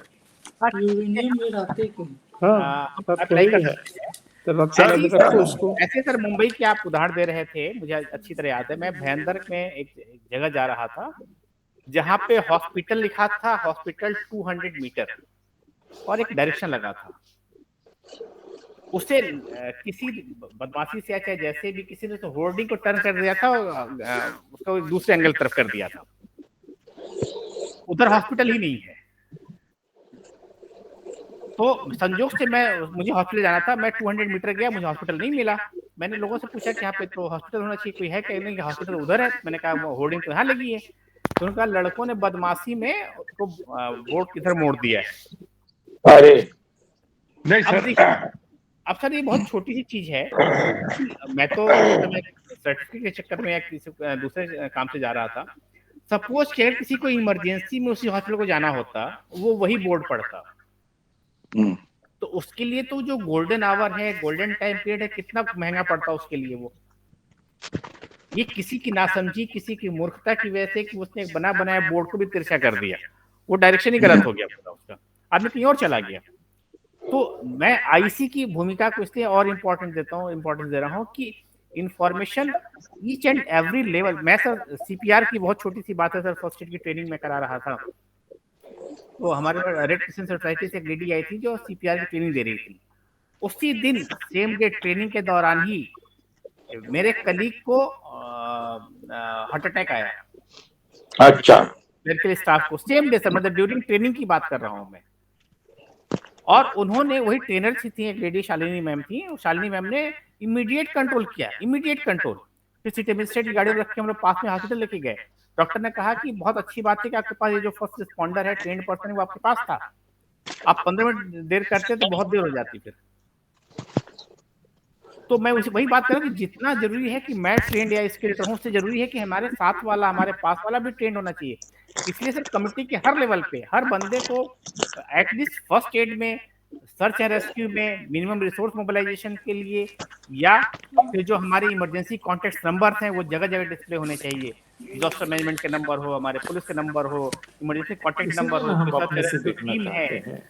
sir with permission sir, एक हमें भी थोड़ा मौका मिले सर, मैं कुछ लाइव एग्जांपल दूंगा सर। हाँ तो नया है तो खा नहीं रहे हैं। ये है कैद का तो है अभी 2 ठो है और नहीं ना है। हाँ तो ये क्या खाना है हमको?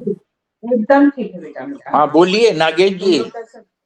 हाँ सर, एक्चुअली एक मैं लाइव एग्जांपल दे रहा हूँ अयोध्या का सर। एक्चुअली अयोध्या अभी नहीं, आज से मतलब लगभग 5-10 साल पहले की बात है, जब मैं अयोध्या गया था। ये मैं उसमें कुछ एक स्पिरिचुअल भी है, अच्छी बात मैं पहले बोल लेता हूँ। मेरी किसी कारण से ट्रेन 12 घंटे लेट हो गई। मैं अयोध्या प्लेटफॉर्म पर हनुमान जी से विनती किया, है हनुमान जी मेरी ऑफिस छूट जाएगी, कल हमें पहुंचाने की व्यवस्था कर दो। मैं एक ही लाइन में कह रहा हूँ, हनुमान जी ने व्यवस्था कर दी, मैं पहुंच गया। वो एक लंबी कहानी कभी सुनाऊंगा पर्सनली। अभी दूसरी बात आ रहा हूँ डिजास्टर पर। हमारे साथ एक थे को पैसेंजर, एक लेडी थी, बूढ़ी और थी महिला, हमारी फैमिली मेंबर ही हैं। उसको अयोध्या स्टेशन पर बंदर ने नोच दिया, तो उसकी बाहों से खून की धारा बहने लगी।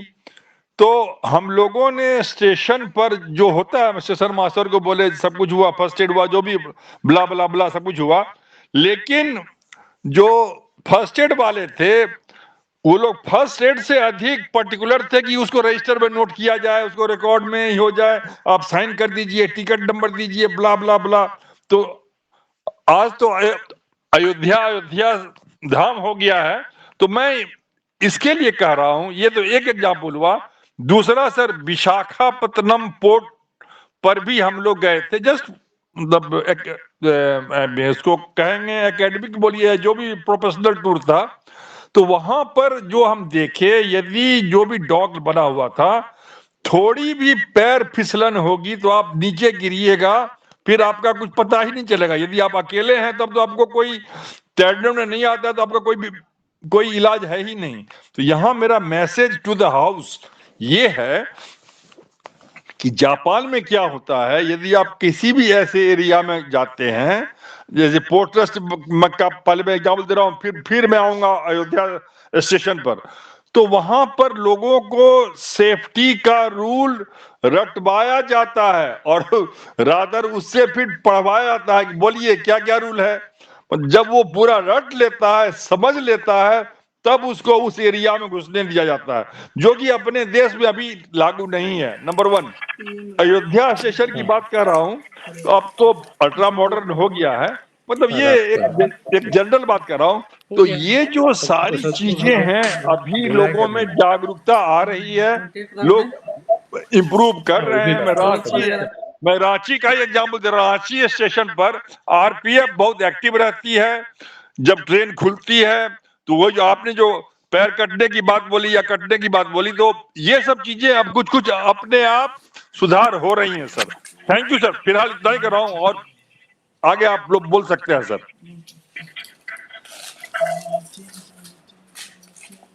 डॉक्टर विद्यानाथ झा जी, आप कुछ बोलना चाहते थे? विद्यानाथ झा जी। हाँ, मैं बोलना चाहता हूँ। ऐसा है, राकेश भट्ट जी साहब का बहुत सुंदर ये डिलीब्रेशन था, इसके लिए इनको बहुत बहुत कांग्रेचुलेशंस। मैंने अभी आपको दो पेपर अपना भेजा है। ये आपको एक है इंडिजिनस नेविगेटरी डिवाइसेस, खास करके एक्सट्रीम फ्लड के टाइम में, और दूसरा है indigenous method of cremation in earthen containers.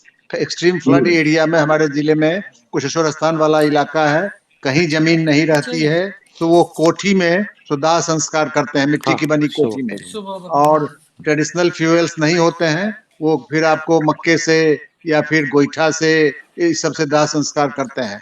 तो 2 पेपर हमने लिखा है, दोनों भेज दिया है आपको, पर्सनली भी भेज दिया है, अभी भेजा है, और ग्रुप में भी भेज दिया है, अमिताभ बाबू को भी भेज दिया है। आप काइंडली उसको देखें। हाँ, किस तरह से लोग कोप अप करते हैं ऐसे सिचुएशन में। क्योंकि हमारा इलाका बाढ़ का इलाका है, मैं दरभंगा से बोल रहा हूँ, तो बाढ़ का इलाका है। तो 2020 में ये मैंने देखा था और मैंने इसको लिखा था, तो काइंडली आप देखें और फिर ये हम लोग बात करेंगे। मैंने आपको फोन भी किया था एक दिन, एक हमने आपको इसका ये सिक्की पर भी, भेटीभर पर भी एक पेपर भेजा है, शायद आपने उसको देखा नहीं है अभी तक। नहीं, तो हमने देखा नहीं है। हम सबको इकट्ठा करेंगे, सब जितने पेपर इम्पोर्टेंट आते जाते हैं, अमिताभ बाबू, आपसे मैंने नंबर लिया था और राकेश भट्ट जी को भेजा था, शायद उन्होंने नहीं देखा है, और आज 2 पेपर अलग से भेजा है व्हाट्सएप पर। सर मैं देख लिया, चाहूंगा, जरूर देखेंगे, पूरे फोरम जरूर देखेंगे, और इसका हम एक स्टोर तैयार करेंगे। जैसे हम लोग एक पुस्तक बना रहे हैं जो आइसोलेशन में है, वो कहीं आइसोलेशन में है, वो इफेक्टिव है, लेकिन आइसोलेशन होने की वजह से वो प्रभावी नहीं हो पाती, या उसकी नॉलेज गैदरिंग, नॉलेज शेयरिंग जो पार्ट है वो वीक होने की वजह से। मैं चाहूंगा कि इस तरह के जो भी पेपर्स आपके और भी संज्ञान में आते हैं अपने लोगों के, तो जो गवर्नमेंट ऑफ इंडिया की साइट से सर, वहाँ पे एक नॉलेज शेयरिंग प्लेटफॉर्म भी उन्होंने बनाया हुआ है। नहीं, कफ सिरप के बारे में बोल रहे थे कि तो उस नॉलेज शेयरिंग प्लेटफॉर्म पे आपको डॉक्यूमेंट मैं शेयर करूंगा, वो भी अगर आप हमें परमिशन दें, ठीक है। फिर अगर कोई फर्दर कोई बात होगी तो आपको कांटेक्ट करेंगे, तो आपके नाम के साथ, आपके फोन नंबर के साथ मैं वो शेयर कर दूंगा। हाँ, एकदम एक नेशन वाइड वो डॉक्यूमेंटेड हो जाएगा मुझे। हाँ, एकदम।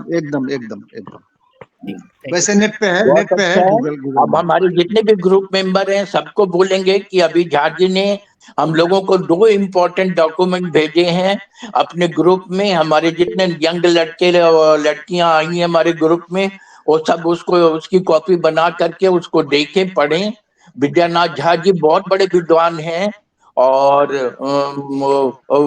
एक एक वर्ड उनका इम्पोर्टेंट होता है, और उनके व्यूअर भी बहुत हो गए हैं, तो हम चाहेंगे उसका लाभ उठाएं। हाँ, और राकेश झा सर, एक और मैं, गवर्नमेंट ऑफ इंडिया ने डेब्रिस कंट्रोल के लिए एक ड्राफ्ट रेडी किया था, जो अलग अलग सिचुएशंस के लिए हैं। मैं भी अलाइन नहीं कर पाऊंगा उस ड्राफ्ट के साथ आपके ड्राफ्ट को, लेकिन मुझे लगता है क्योंकि आपने बिहार से साथ किया है, फ्लड एरिया में किया है, और दरभंगा कोसी वाले इलाके से आप आते हैं, तो निश्चित तौर पर वो प्रभावी भी होगा।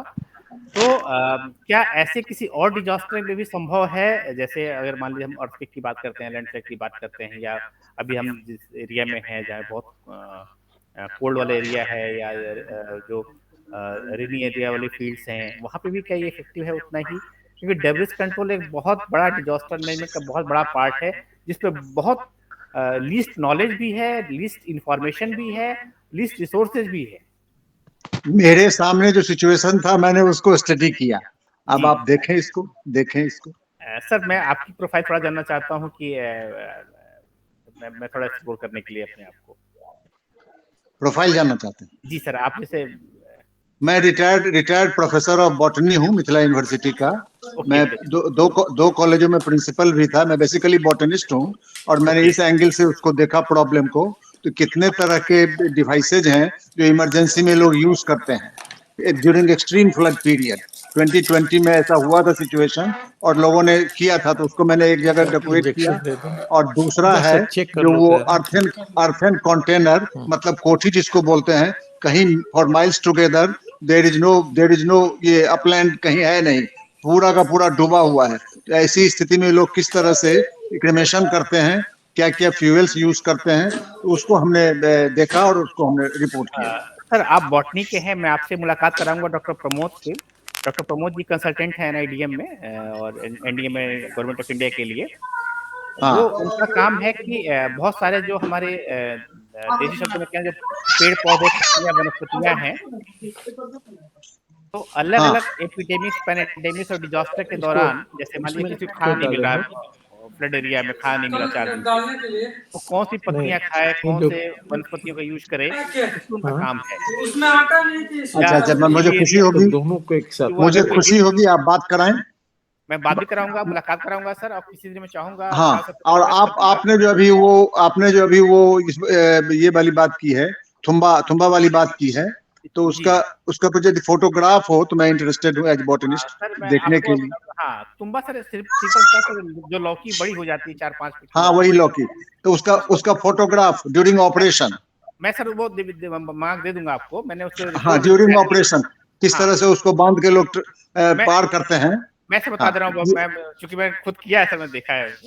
हाँ, तो वो फोटोग्राफ जरा मुझे भेजें। उसका सर जो नाड़ होता है लौकी का, उसको काटना नहीं है, उसको 6 से 9 इंच तक के नहीं, मैं समझ गया वो हॉलो पार्ट, लेकिन इन ऑपरेशन जरा फोटोग्राफ मैं चाहता था। ठीक है। और सेम सर उसके साथ एक और चीज भी है तुम्बा के जैसा ही, हमारी जो ये 2 लीटर की कोल्ड ड्रिंक की प्लास्टिक बॉटल्स आती हैं, कोल्ड ड्रिंक कोक या जो भी इस तरह के हैं, हाँ, इनको अगर हम एक जैकेट मतलब पिट्ठू बैग में 3 सिल लें, 3 वर्टिकल रखें और 2 हॉरिजॉन्टल रखें नीचे। हाँ, तो हमारे यहाँ भी करते हैं, मैंने सारा फोटोग्राफ दिया है, सारा फोटोग्राफ हमने दिया है। ड्यूरिंग वो सिलेंडर से गैस सिलेंडर का भी यूज करते हैं, तरह तरह का करते हैं, सब कुछ है उसमें, मेरे पेपर में सब कुछ है, देखिए। अरे हम तो उसका कॉपी निकलवाएंगे कल ही। देखा जाए बहुत बढ़िया। और कोई हमारे विद्वान मित्र जो इन सब जितना राकेश भट्ट साहब और जितने लोगों ने कहा, ब्रिजमोहन प्रसाद जी भी आ गए, जितना कुछ कहा उसमें और कुछ ऐड करना चाहें तो उनका स्वागत है। If you want to contribute, you want to add in addition to what Rakesh Bhatt has given, so we will welcome. कहिए। सर मैं एक व्यक्तिगत अनुभव शेयर कर रहा हूँ, माफ करिएगा। हाँ जी, बोलिए। फ्लो में आ गया तो मैं शेयर कर लूँ। मैं एक सर एरिया में गया था जो जिस समय मीनाक्षी तूफान आया था, उस तूफान वाले साइक्लोन में, तो उसके बाद गया था उस एरिया में। तो वहाँ के जो ट्राइबल कमेटी से उनसे मेरी बात हुई, क्योंकि अपनी भाषा में बात कर रहे थे, मैं थोड़ा सा उसको इंटरप्रेट कर समझा रहा हूँ। तो उस ट्राइबल कमेटी में कोई डेथ या कोई इंजरी कोई कैजुअलिटी नहीं हुई थी सुनामी की वजह से। तो मैंने पूछा था कि ऐसा होता क्यों है आपके साथ, मतलब। उन्होंने बताया कि हमें पता चल जाता है कि हमारे जो समुद्र देवता हैं वो नाराज हैं समुद्र के, मतलब ओशन कल्चर को देख के। तो एक पहाड़ी के उस पार चले जाते हैं, मतलब दूसरे साइड चले जाते हैं। वहां पे उनका एक ट्रेडिशनल टेम्पल है जहाँ पे वो 3 दिन की पूजा पाठ करते हैं। और 3 दिन की पूजा पाठ में उसी दौरान क्या होता है, 3 दिन समझ लीजिए साइंटिफिक भाषा में बात करें तो वही उसका टाइम होता है सुनामी के आने का। तो वो सुनामी जो है वहां तक आके पहाड़ से टकरा के लौट जाती है। उनका मानना ये होता है कि हम देवता प्रसन्न हो गए और समुद्र देवता जो है आके माफी वगैरह मांग के चले गए, अब हम अपने घर जा सकते हैं। तो हमारे साथ एक जो ओशन पे रिसर्च कर रहे थे एक सज्जन थे और कोस्ट गार्ड के लोग थे मेरे साथ में। तो उन्होंने कहा कि जो ओशन कल्चर है बेसिकली, ये फिशरमैन भी हैं, तो ओशन कल्चर को ये ट्रेडिशनली बहुत रीड किया है, इन्होंने वर्षों से रीड किया है। तो इनको उससे पता चल जाता है कि अगले 3 दिनों के अंदर सुनामी आएगी, तो ये अपनी विथ फैमिली शिफ्ट कर जाते हैं उस देवता के पास। मैं इस बात डॉक्यूमेंट नहीं कर पाया क्योंकि थोड़े लैंग्वेज का इशू था, लेकिन मैंने वहां के अपने जो कलीग्स थे उनको ये रिक्वेस्ट करके आया कि आप इस पूरी थीम को डॉक्यूमेंट करिए। और कोस्ट गार्ड चूंकि वहां पे ऑलरेडी पहले से पोस्टेड है, जानते हैं, कोस्ट गार्ड उनसे इंफॉर्मेशन लेता है। उनके पास डॉप्लर राडार है, उनके पास अल्ट्रा मॉडर्न इक्विपमेंट्स हैं, अर्ली वार्निंग सिस्टम्स हैं, उनके पास इनसेट बेस्ड इक्विपमेंट्स हैं। उसके बावजूद भी वो जो लोकल पर्सन, इस तरह के जो जानकार लोग, उनसे इंफॉर्मेशन कोस्ट गार्ड लेती है और अपने शिप्स को कॉल कर लेती है वो कि हमारे शिप्स जो है जाएंगे। और ये चूंकि 3 दिन पहले का टाइम मिलता है, तो डिजास्टर मैनेजमेंट के लिए 3 दिन बहुत बड़ा समय होता है, तो सारी शिप्स उनकी आ जाती है किनारे पे। तो सुनामी के दौरान, जी सर, सुनामी के दौरान शुरू में जो न्यूज आए थे उसमें इस चर्चा थी कि बहुत सब लोग मर गए, मारे गए, जो समुद्र के किनारे जो लोग रहते हैं। लेकिन बाद में फिर ये खबर आई कि कोई नहीं मरा।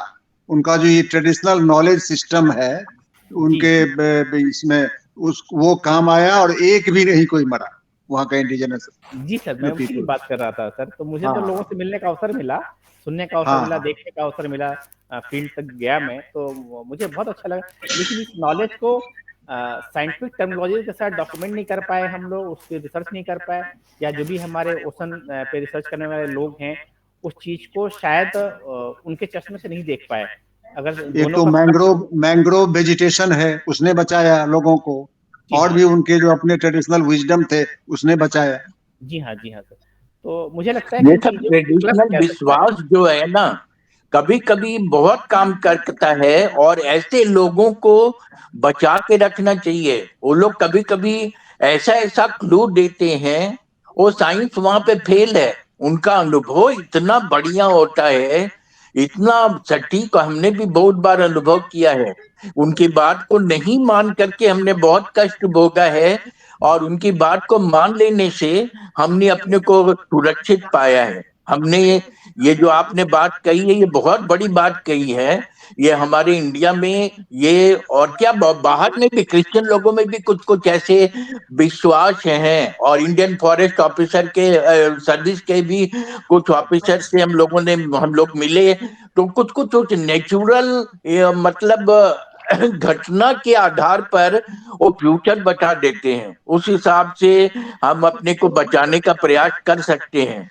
तो उसको कभी इग्नोर नहीं करना चाहिए, उनको हमको अपने स्टोर में रखना चाहिए।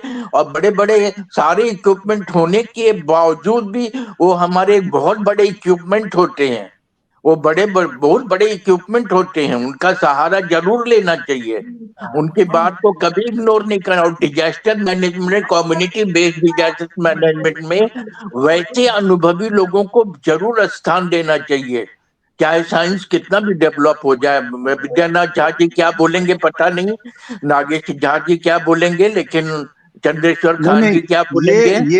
ये एकमुलेटेड विजडम है जो वहाँ की जो लोक कथाएं हैं। मैंने देखा था उस वक्त में अखबारों में जो लेख छपे थे, बहुत सारे लेख छपे, और ये बात सब भी आई कि फॉर जनरेशंस टुगेदर उनका जो एकमुलेटेड ट्रेडिशनल नॉलेज है वो काम करता है, वो उसको फॉलो करते हैं, और इसीलिए सब के सब बच गए। हाँ, सबके सब बच गए। और ये जैसे हिरन जो जोर जोर से घूमने लगता है तो वो बताए कि ऐसा होता है। हम लोग आ रहे थे, एक ही साथ ट्रेवल कर रहे थे, इंडियन फॉरेस्ट ऑफिसर, हम लोग भोपाल से ट्रेनिंग दे के आ रहे थे, तो कई तरह का चीज उन लोगों ने बताया। और हम यदि हमने अनुभव किया कि उसकी बात को मान लेते तो हम सुरक्षित रहते। जैसे एक हमारे बॉस बंबई वाले चार्टर्ड अकाउंटेंट, मैं चार्टर्ड अकाउंटेंसी कर रहा था, उन्होंने बताया कि 13 तारीख को कोई काम शुरू मत करो। मैंने रजिस्ट्रेशन 13 को ही करवाया कि कुछ नहीं होगा। अरे आप विश्वास नहीं करोगे, हर 13 को एक्सीडेंट होता था। बैसाखी ले लेके मैं परीक्षा देने जाता था, और अंत के 13 तारीख को तो मेरी माँ का एक्सीडेंट हो गया। I lost my mother. और उसके बाद फिर हमको लगा कि नहीं भाई, ये जो बुजुर्ग बात बताते हैं, ये जो अनुभवी बात बताते हैं, उनको सुन लेना चाहिए। अपने बच्चों को भी हमने सिखाया कि जो हम लोग अनुभव करते हैं वो मार खा के मत सीखो, लॉस करके मत सीखो। हम लोग के अनुभव को या ट्रेडिशनल लोगों के अनुभव को अपनी, ये पता नहीं कैसा एक ज्ञान है और अनुभव है, उसको तिरस्कार नहीं करना चाहिए। हम अभी आपने ये बहुत अच्छा टॉपिक उठाया और डिजास्टर मैनेजमेंट में इन लोगों को एक महत्वपूर्ण स्थान देना चाहिए। इन लोगों का अनुभव भी बहुत हम लोगों के काम आता है। सर मैं अभी जम्मू का एक उदाहरण दे रहा हूँ। हाँ, एक यहाँ पे मैं वहाँ स्टडी के लिए गया था। करीब 15-20 गांव ऐसे हैं जो रोड कनेक्टेड नहीं है और किसी इमरजेंसी में उनके पास कोई सुविधा पहुंच नहीं सकती है। और उसकी जो मैपिंग वगैरह की गई थी, पीडब्ल्यूडी डिपार्टमेंट कर रहा था, तो इतना कॉस्टली था कि यहाँ की गवर्नमेंट इसको बियर करने को रेडी नहीं थी। फिर मैं भी फील्ड विजिट के लिए गया था। उस दौरान क्या था कि जो चरवाहा होता है, जो बकरी चरा रहा था, भेड़ वगैरह, वहाँ पे मैंने उसकी बात की कि सबसे नियरेस्ट और रिचेस्ट रास्ता क्या हो सकता है। वो हम लोगों को करीब 500 मीटर पहले लेके गया और उसने जो रास्ता बताया उसमें सिर्फ 45 मीटर की एक टनल की जरूरत है। 45 मीटर की एक टनल चाहिए, टनल। अच्छा, जिससे 20 गांव जो है मतलब कनेक्टेड हो जाएंगे हाईवे से। फिर मेरे साथ पीडब्ल्यूडी के इंजीनियर्स भी थे साथ में और वहाँ के जो डिस्ट्रिक्ट एडमिनिस्ट्रेशन के भी लोग थे साथ में। तो उन्होंने मेरे साथ, चूंकि वो भी विजिट में थे, साथ में थे, हम लोग पैदल यात्रा कर रहे थे, तो उन्होंने बताया कि हमारी पूरी टेक्नोलॉजी, हमारी पूरी लर्निंग फेल थी इस चरवाहे के आगे जो इसने बताया है। और अगर हम कॉस्ट की बात करें तो लगभग 10% कॉस्ट में हम एक टनल बना देंगे, जो हम कास्ट प्रोजेक्ट कर रहे थे दूसरे ऑप्शन पे। और बहुत बढ़िया, कमिंग मंथ में वो काम शुरू भी हो जाएगा वहाँ पे। अरे वाह, मात्र 45 मीटर्स की टनल की जरूरत थी जो किसी मैप में नहीं आ रही थी। वहाँ का जो अपने यहाँ जो लेखपाल होते हैं, तो रेवेन्यू के लोग थे, वो भी नहीं दे पा रहे थे और उसको एक चरवाहे ने दे दिया। दे ही नहीं दिया, उसने फिजिकल विजिट कराया सभी का, ऑन ग्राउंड देखे हम लोग जाके वहाँ पे चीजों को देखा। उससे बड़े तो इसीलिए मैं बात करता हूँ कि कम्युनिटी बेस्ड जो डिजास्टर मैनेजमेंट है, हम वहाँ की नॉलेज को स्टोर नहीं कर पा रहे हैं, गैदर नहीं कर पा रहे हैं, उनकी एक्सपर्टीज को राइटअप में नहीं ला पा रहे हैं कि और लोग उससे लाभान्वित हो पाए। अरे वाह, तो उसको स्थान देना चाहिए अपने कैपेसिटी पे। हमने तो बहुत चेष्टा किया है कि ऐसे ऐसे नॉलेज कीपर को हम लोग स्थान दे। अपने ग्रुप के थ्रू भी मैं उनको ऊंचा उठाने का चेष्टा करता हूँ। हमारे सारे लोग चेष्टा करते हैं कि मतलब ऐसे ऐसे ज्ञानी लोग जो मतलब ऐसा ज्ञान दे और हम लोगों को सावधान कर। बहुत सारी ऐसी एग्जाम्पल हमारे पास आए हैं जिसमें ये ट्रेडिशनल फीलिंग्स और उनका फोरकास्ट इतना काम करता है जिसका वर्णन नहीं किया जा सकता। मैं कौरी महेश्वर साहब से उनका अनुभव सुनना चाहूंगा कम्युनिटी बेस्ड डिजास्टर मैनेजमेंट में। प्रसाद साहब घर आ गए होंगे। प्रसाद साहब आप कुछ बोलेंगे? प्रसाद साहब, अरे मेरा आवाज सुन रहे हैं? हाँ, आपका भी सुन रहे हैं। ब्रिजमोहन जी, हाँ बोलिए आप अपना भी अनुभव बोलिए। ये हमारे ISPD के प्रेसिडेंट रह चुके हैं और प्रसाद साहब रांची से आए हैं। उनका बहुत बहुत स्वागत है। हम उनका भी कुछ इस संबंध में अनुभव सुनेंगे। और काफी उम्र के 80 क्रॉस कर चुके हैं और हमारे बीच में है। उनका आशीर्वाद हमको भी मिलना चाहिए। प्रसाद साहब, नहीं, हमारा कहना ये कि जो CBDM जो है कम्युनिटी बेस्ड डिजास्टर मैनेजमेंट, इसको हम लोग जापान के आधार पर सीख सकते हैं। समझे नहीं? जापान में कम्युनिटी बेस्ड डिजास्टर मैनेजमेंट का काफी ट्रेनिंग होता है। वहाँ ऐसा होता है कि अगर मोची है, जो मोची है और स्वीपर है, वो उसका भी ट्रेनिंग सरकार करती है। जितने दिन का डिजास्टर में का ट्रेनिंग करती है, उतना दिन उनके खाने का भी इंतजाम करती है। ये कम्युनिटी बेस्ड डिजास्टर मैनेजमेंट के हमारे कंट्री में ट्रेनिंग की जरूरत है, सो दैट जब भी कोई डिजास्टर होता है तो हम लोग कम्युनिटी कम्स टुगेदर है ना टू मिटिगेट दिस, वो बहुत बड़ी तो चीज है। सर इसके लिए ये आपको सरकार को इंफॉर्मेशन भी के लिए बता दें कि इंडिया में कम्युनिटी बेस्ड डिजास्टर मैनेजमेंट में बहुत प्रोग्राम होते हैं। प्राय जितने भी ट्रेनिंग इंस्टीट्यूट है, हमने तो कई प्रोग्राम उसका करवाया है बिपाड में, और राकेश जी भी, और जितने भी रिसोर्स पर्सन आप देखेंगे डिजास्टर मैनेजमेंट के, वो ये जोशी जी भी, सबको ही हम लोग बहुत ट्रेनिंग करवाए हैं और लोगों को ट्रेन कर दिया है। हमारे पास नहीं साथ ऐसा में नहीं, मेरा कहना है हाँ कि वो बोलिए। तो आपने ट्रेनिंग करवाया है, लेकिन with in the walls of your training institute community हाँ बेस्ड जी ट्रेनिंग डिजास्टर मैनेजमेंट का मतलब ट्रेनिंग ये है कि प्रैक्टिकल ट्रेनिंग होना चाहिए, राइट। वो उसके प्रैक्टिकल लिए ट्रेनिंग। लोगों को तैयार करना है, इसकी कमी है अभी। जी हाँ जी, ग्राउंड पे अच्छा जाके अच्छा वहाँ पे उस लोकेशन पे जाके उनके साथ रह के हम मैपिंग करें, एक्सरसाइज करें, उनकी लर्निंग्स को लें, उनकी कॉपिंग कैपेसिटी को देखें। तो ये सर ग्राउंड पे जाके जो काम है उसको करने की बहुत जरूरत है, मुझे मेरा ऐसा उसकी बिल्कुल जरूरत है। थ्योरेटिकल ऐसा है, देखिए मैं रांची में मैं अकेला 2007 से लेके 2020 तक डिजास्टर मैनेजमेंट का रांची यूनिवर्सिटी इग्नू सब में टीचर रहा। हर बार हमने इन लोगों को कहा कि I am teaching only theoretical, practical के लिए होना चाहिए, बहुत तरह का वो उसका इंतजाम होना चाहिए, लिखा पढ़ी कीजिए। नो बडी एग्रीड। कलवर साहब हम लोग को कहा गया है, सिलेबस में दिया गया है, आप थ्योरेटिकली पढ़ा दीजिए। Teaching theoretically has no meaning. वो तो आदमी ऐसे भी जैसे आर्टिकल पढ़ता है घर में, जिसको इंटरेस्ट हो 10 किताब देके पढ़ ले सकता है।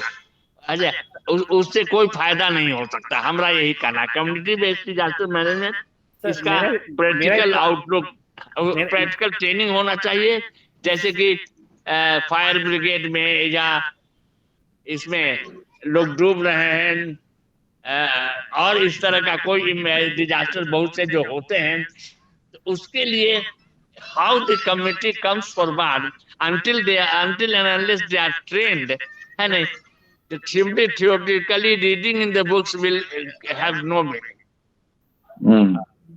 बहुत अच्छा, 100% एग्री। और बहुत मेरा बढ़िया, फोकस भी बहुत यही था, बढ़िया। मैं जो कह रहा था कि कमिटी लेवल तक हमारी रीच नहीं हो पा रही है, और जो इंटर डिपार्टमेंटल कोऑर्डिनेशन है, हम बजट की सर अगर बात कर रहे थे थोड़ी सी, तो अभी इंडिया गवर्नमेंट जो है ओनली 4% जो है डिजास्टर मैनेजमेंट पे खर्च कर पाती है, जिसमें उसी 4% में बहुत बड़ा पैसा जो है रिलीफ का है ऑलरेडी।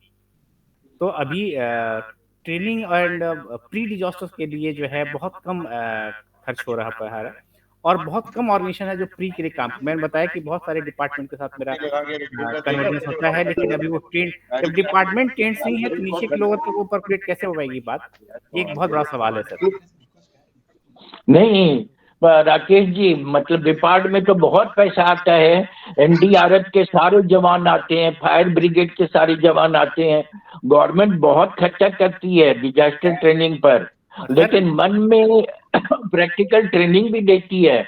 हमने कई डायरेक्ट मॉक ड्रिल करवाए हैं, तो प्रश्न होता है, लेकिन भीतर से लोगों को हेल्प करके उसके आंसू को पोंछने वाला, मतलब ऊपर ऊपर हम लोग सब कुछ सीख जाते हैं, सर्टिफिकेट ले लेते हैं, उसका लाभ ले लेते हैं, और भी बड़े प्राउड से कहते हैं कि हम लोग डिजास्टर मैनेजमेंट में ट्रेंड हैं, बट लेकिन जो एक्चुअली में हेल्प करने की प्रवृत्ति होती है, जो हर आदमी को एक दूसरे को बचाने का, उसके आंसू को पोंछने का जो भीतरी फीलिंग है, वो नहीं आ पा रहा है, वो नहीं आ पा रही। ये तो पुलिस का काम है, ये मिलिट्री का काम है। बगल की होती हुई चोरी को देख कर यदि आप खामोश हैं तो समझ लीजिए अगला निशाना खुद है। और जब हमारे पास जब वो प्रॉब्लम आता है तो हम सहायता के लिए चिल्लाते हैं, तो हम जब सहायता के लिए चिल्लाते हैं तो वो बोलता है कि मेरे समय तो तुम नहीं आए थे, तुम्हारे समय क्यों आए हम। और ये जो कम्युनिटी बेस्ड मैनेजमेंट है ना, वो आप फेल कर जाता है, क्योंकि कोई किसी के काम नहीं आता है। ये फीलिंग हम बहुत गहराई से देखे हुए हैं। माहेश्वर प्रसाद जी आ गए हैं, माहेश्वर प्रसाद जी कुछ बोलना चाहेंगे, बोलेंगे ये कम्युनिटी बेस्ड मैनेजमेंट में हम इसको कैसे सुधारेंगे, और लोगों के मन में ये भावना कैसे आए कि वास्तव में उसके हमको उससे प्रेज नहीं चाहिए, हमसे उससे प्रशंसा नहीं चाहिए। हमको नहीं प्रेसिडेंट बनना, हमको नहीं वो बनना, बड़ा पोस्ट नहीं चाहिए, पैसा नहीं चाहिए। हमको चाहिए कि उस आदमी की आंख का आंसू पुछ जाए और मतलब उसका दर्द दूर हो जाए, और उसको जो खून बह रहा है उस खून को मैं पोंछ दूं, उसको इलाज कर दूं, जिससे वो जी जाए, वो जीव, चाहे आदमी हो चाहे जानवर हो। ऐसा कैसे होगा, ये मैं प्रसाद साहब से पूछूंगा। खौरी प्रसाद साहब, प्रसाद साहब आपका माइक म्यूट है, आपका माइक म्यूट है। सर हाँ, आपका माइक म्यूट। हाँ बोलिए बोलिए प्रसाद साहब। देखिए, आपने हमारे विचार को सुनने की इच्छा की है ऐसे विषय पर जिस से जुड़ा हुआ हूँ काफी दिनों से, लेकिन कितने दिनों से जुड़े रहने के बाद भी वो आंसू पोंछने वाली जो बात आपने कही है उसकी तो बहुत कमी है, इसमें कोई शक नहीं है। और मैं खुद भी स्वीकार करता हूँ कि ये सरकारी अफसरों में इस प्रवृत्ति को इसको उजागर करना, मुझे तो नहीं लगता है कि इस तरह की कोई हम लोगों को बैकग्राउंड होती है कभी सर्विस में या सर्विस के बाद भी, और हम लोग की कुछ ऐसी प्रवृत्ति बन जाती है सरकारी अफसर बनने के बाद कि हम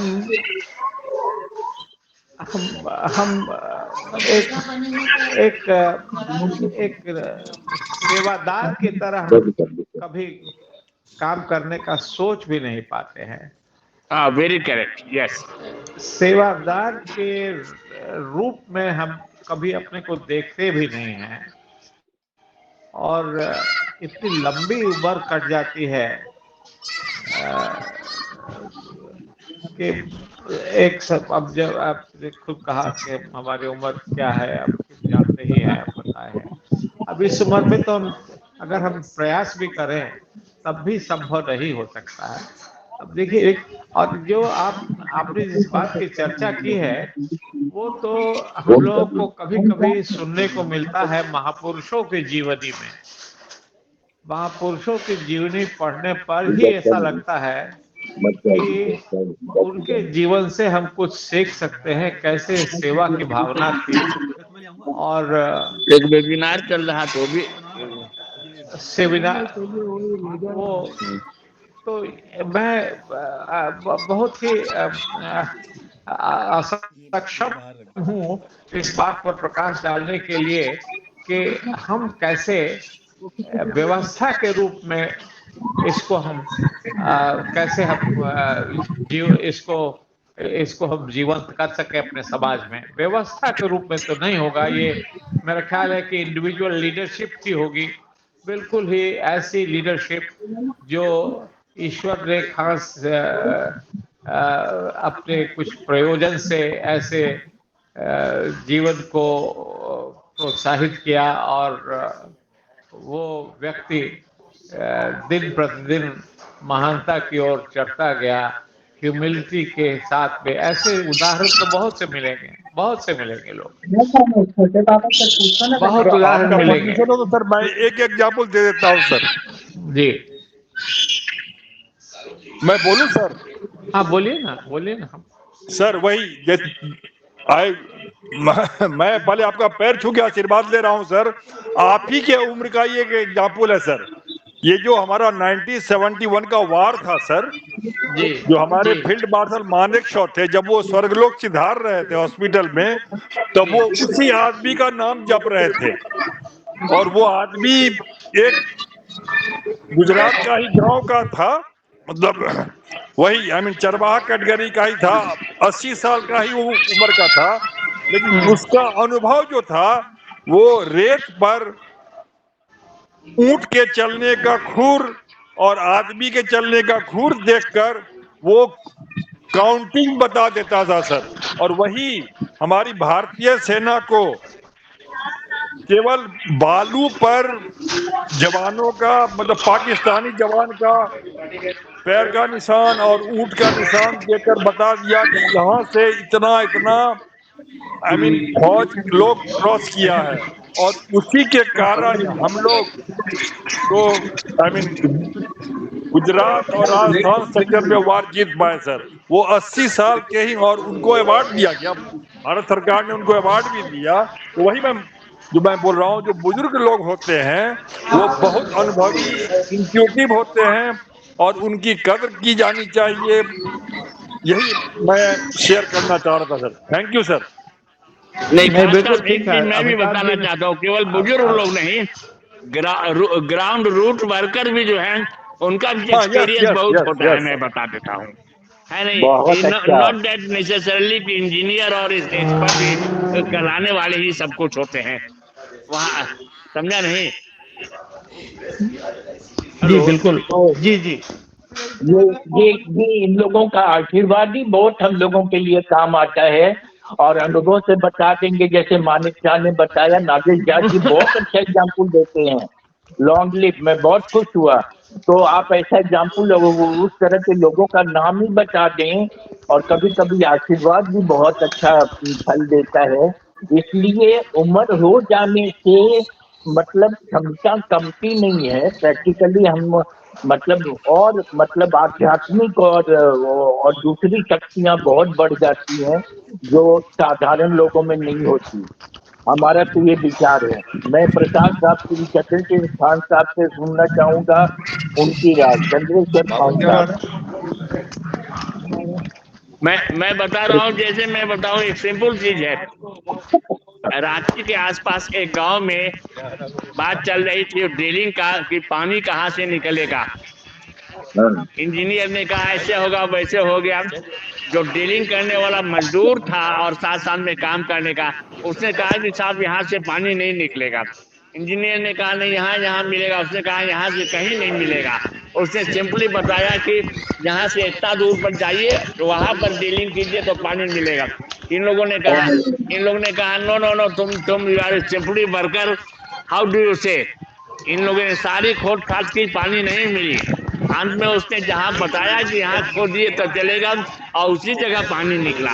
उसके अनुभव की बात है। No engineering degree, no expertise etcetera. अनुभव बहुत चीज है। अनुभव या तो प्रैक्टिकल एक्सपीरियंस से होता है, या तो उम्र से होता है, समझा नहीं? अच्छा, देखिए ब्रिजमोहन प्रसाद जी भी एक ही क्रॉस कर चुके हैं। अभी देखिए कैसा अनुभव उन्होंने बताया।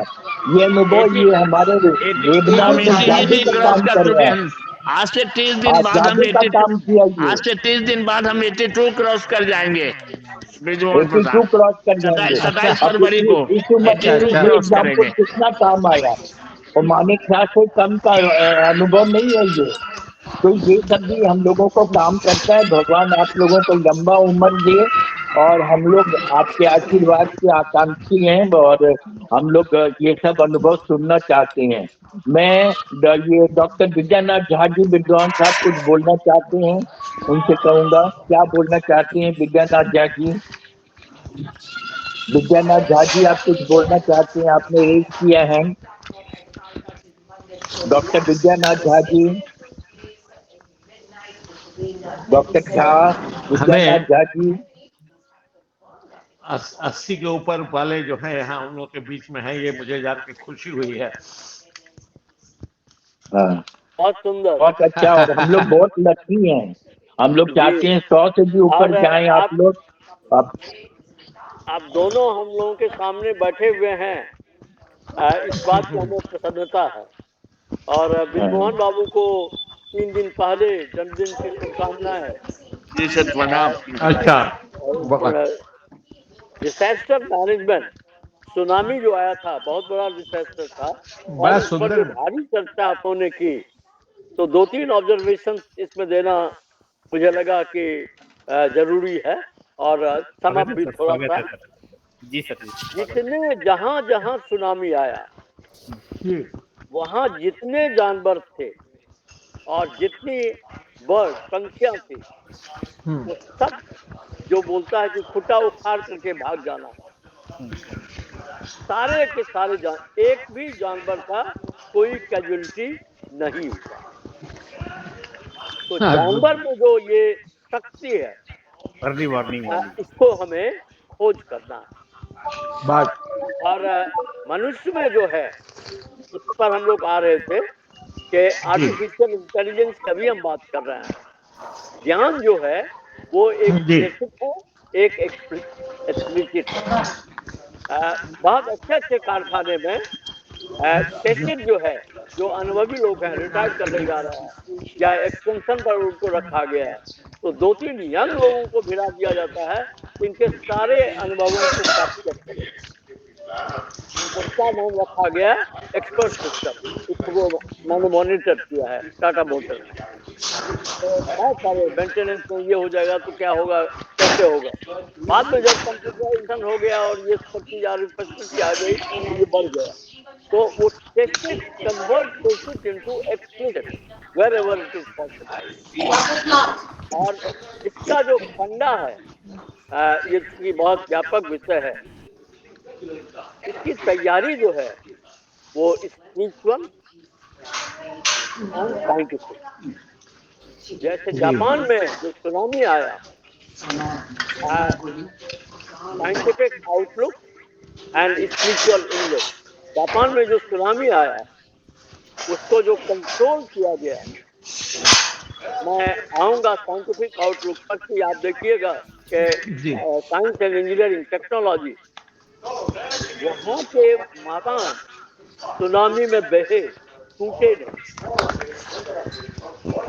स्ट्रक्चर टूटा नहीं। तो एप्लीकेशन ऑफ इंजीनियरिंग, एक भी मकान क्योंकि बहुत बड़ा अंदर से गया, मकान पूरा का पूरा 30 फ्लोर, 35 फ्लोर, 45, 55 बहुत है। That's the excellence of technology. Now second, के लोगों को था कि एक मॉल में खुला, सब दिन खुल नहीं रहा था, तो बहुत हजारों आदमी उस मॉल में गए, बीच में ही बिजली चली गई। और वो उसका मालिक सोचा कि हम लुट गए, सब लोग चले गए। जब बिजली आई तो वहां से एक भी चीज गायब नहीं। द ऑनेस्टी पार्ट, हम यदि आपका गायब करेंगे तो कोई मेरा भी गायब करेगा। दे हैव, एंड ब्रिजमोहन बाबू ने जो बोला स्मॉल ग्रुप एक्टिविटी, के लोगों के किसी पद पर हो उसके अनुभव को सुनिए, और यदि उसके अनुभवों को हम सुनेंगे, ज्ञान को समझेंगे, तो उससे हमें फायदा होगा। राकेश भट्ट जी, आपने उद्भट भाषण दिया और आप उद्भट विद्वान हैं, और यहाँ बैठे लोग अपने आप में एक से एक अपने अपने क्षेत्र के धनी व्यक्ति हैं। झा से डॉक्टर झा, अमिताभ जी, नागेश जी, उमेश जी, ब्रिजमोहन बाबू, और एक नाम छूट रहा है,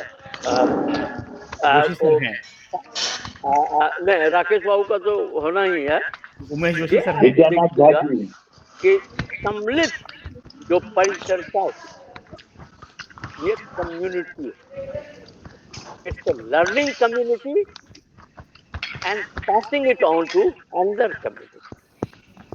तो ऐसे लर्निंग कम्युनिटी का जब हम इजाद करेंगे, जब हम देंगे कि इम्प्लीमेंटेशन तुरंत नहीं होगा, लेकिन ज्ञान में यदि आ गया तो बहुत फायदा होता है, क्योंकि ज्ञान दूर कुछ किया भिन्न है, इच्छा क्यों पूरी हो मन की, एक दूसरे से न मिल सके, यह विडंबना है। आंसू पोंछने वाली बात जो अमिताभ जी ने कहा और अखौल साहब ने उसको कहा, वो यही है कि हम यदि आंसू नहीं पूछेंगे तो मेरा आंसू कौन पूछे। और इसको आचार्य रजनीश बोलते थे कि स्वार्थी होना कोई बुरी बात नहीं है, लेकिन उस स्वार्थी का मतलब जो स्वार्थी हम लोग समझते हैं वो नहीं है। ये है, इसका यदि संधि विच्छेद करेंगे तो अर्थ समझ क्या आप हैं कौन,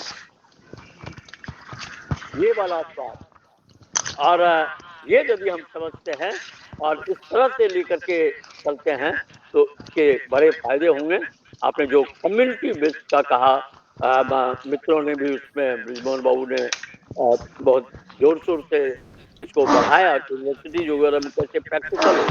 लेकिन जहां हम चले, यदि हम उजड़े हुए तार को देख रहे हैं तो उनको बोल सकते हैं कि बच्चा यदि देगा, जैसे मोबाइल का स्विच लगा देते हैं और स्विच ऑन रहता है, बच्चा यदि उसको छू दिया या जी मुंह में ले लिया वायर को, इट्स अ फैटल एक्सीडेंट। तो फोन चार्ज हो गया है, चार्ज हो गया, चार्जिंग का काम हो गया, उसको खोल करके रख मेरे थे, क्योंकि ऐसे भी इलेक्ट्रिसिटी जा रहा है। So, if we think global and act local, many things could be done. Thank you very much, Rakesh ji. और आप भक्त हो, भक्त का मतलब ये होता है विद्वान, बहुत बड़ा विद्वान, जिसमें अधिकता से हो। बगल में हमारे वाले में झा साहब बैठे हुए हैं, नागेश जी बैठे हुए हैं, खौरी साहब हैं, उमेश जी हैं। तो हम लोगों के यहाँ जो बोला जाता है भोजन भट्ट भी, तो एक दफा एक आदमी ने हमको कहा कि हमको भोजन भट्ट बोल दिया। अब कोई हर्ज नहीं, व्यवस्था कीजिए और सब लोगों के लिए भोजन भट्ट उन्होंने कहा, तो आपको स्वाद है। तो भट्ट का अपने आप में अद्भुत एक अर्थ है और आप इसको फैलाएं। और जो आपकी विद्वता की वजह से ये कन्वर्ट हो गया, आपको बहुत बहुत धन्यवाद। अमिताभ जी साहब का आशीर्वाद हम लोगों के लिए बहुमूल्य है। और ब्रिजमोहन बाबू ने कहा, और जब इन्होंने कहा कि 80 से ऊपर वाले हम लोग 2 लोग यहाँ मौजूद हैं, उनका आशीर्वाद चाहिए। उमेश जी अपने विद्वान हैं इसके, अमिताभ जी अपने विद्वान हैं इसके, यहाँ से आप कोई चीज सीख सकते हैं। डॉक्टर वीरेंद्र विद्यानंद, तो ऐसे लोगों का सुनना, ऐसे लोगों का गढ़ना, नागेश मौजूद हैं जब क्वांटम फिजिक्स की बात हो रही है। हम बेस तरीके से प्रणाम करते हुए बहुत बहुत धन्यवाद, बहुत आनंद आया, बहुत अच्छा लगा। और हम लोग खान साहब और बहुत बाकी सभी लोगों को मेरा प्रणाम। धन्यवाद, धन्यवाद भट्ट साहब, थैंक यू। बहुत बहुत धन्यवाद भट्ट साहब को। 2 साल के 2 महीने का मीटिंग कितना चल रहा था, इतना बढ़िया मीटिंग शायद ही कहीं होता हो। और ये विनय शुक्ला जी को भी बहुत बहुत धन्यवाद, और तुरंत रिकॉर्डिंग भेज देते हैं। ये बात में स्टोरेबल हम लोग रहें या नहीं रहें, लेकिन ये रिकॉर्डिंग रह जाएगा और इसको आने वाली पीढ़ी सुनेगी तो उसको भी बहुत लाभ होगा। इसी हम चाहेंगे हमारे जितने भी बुजुर्ग हैं और ज्यादा हम लोगों के साथ रहें और हम लोग हमेशा उनका आशीर्वाद लेते रहें। और हमने एक और पढ़ा था कि एक नाव डूब रहा था और उस नाव में कुछ गड़बड़ी आ गई थी, और एक बुजुर्ग महिला ने बताया कि ये एक आदमी ऐसा है जो इसको बताएगा। कितने भी इंजीनियर आ गए उसको ठीक नहीं कर पाए।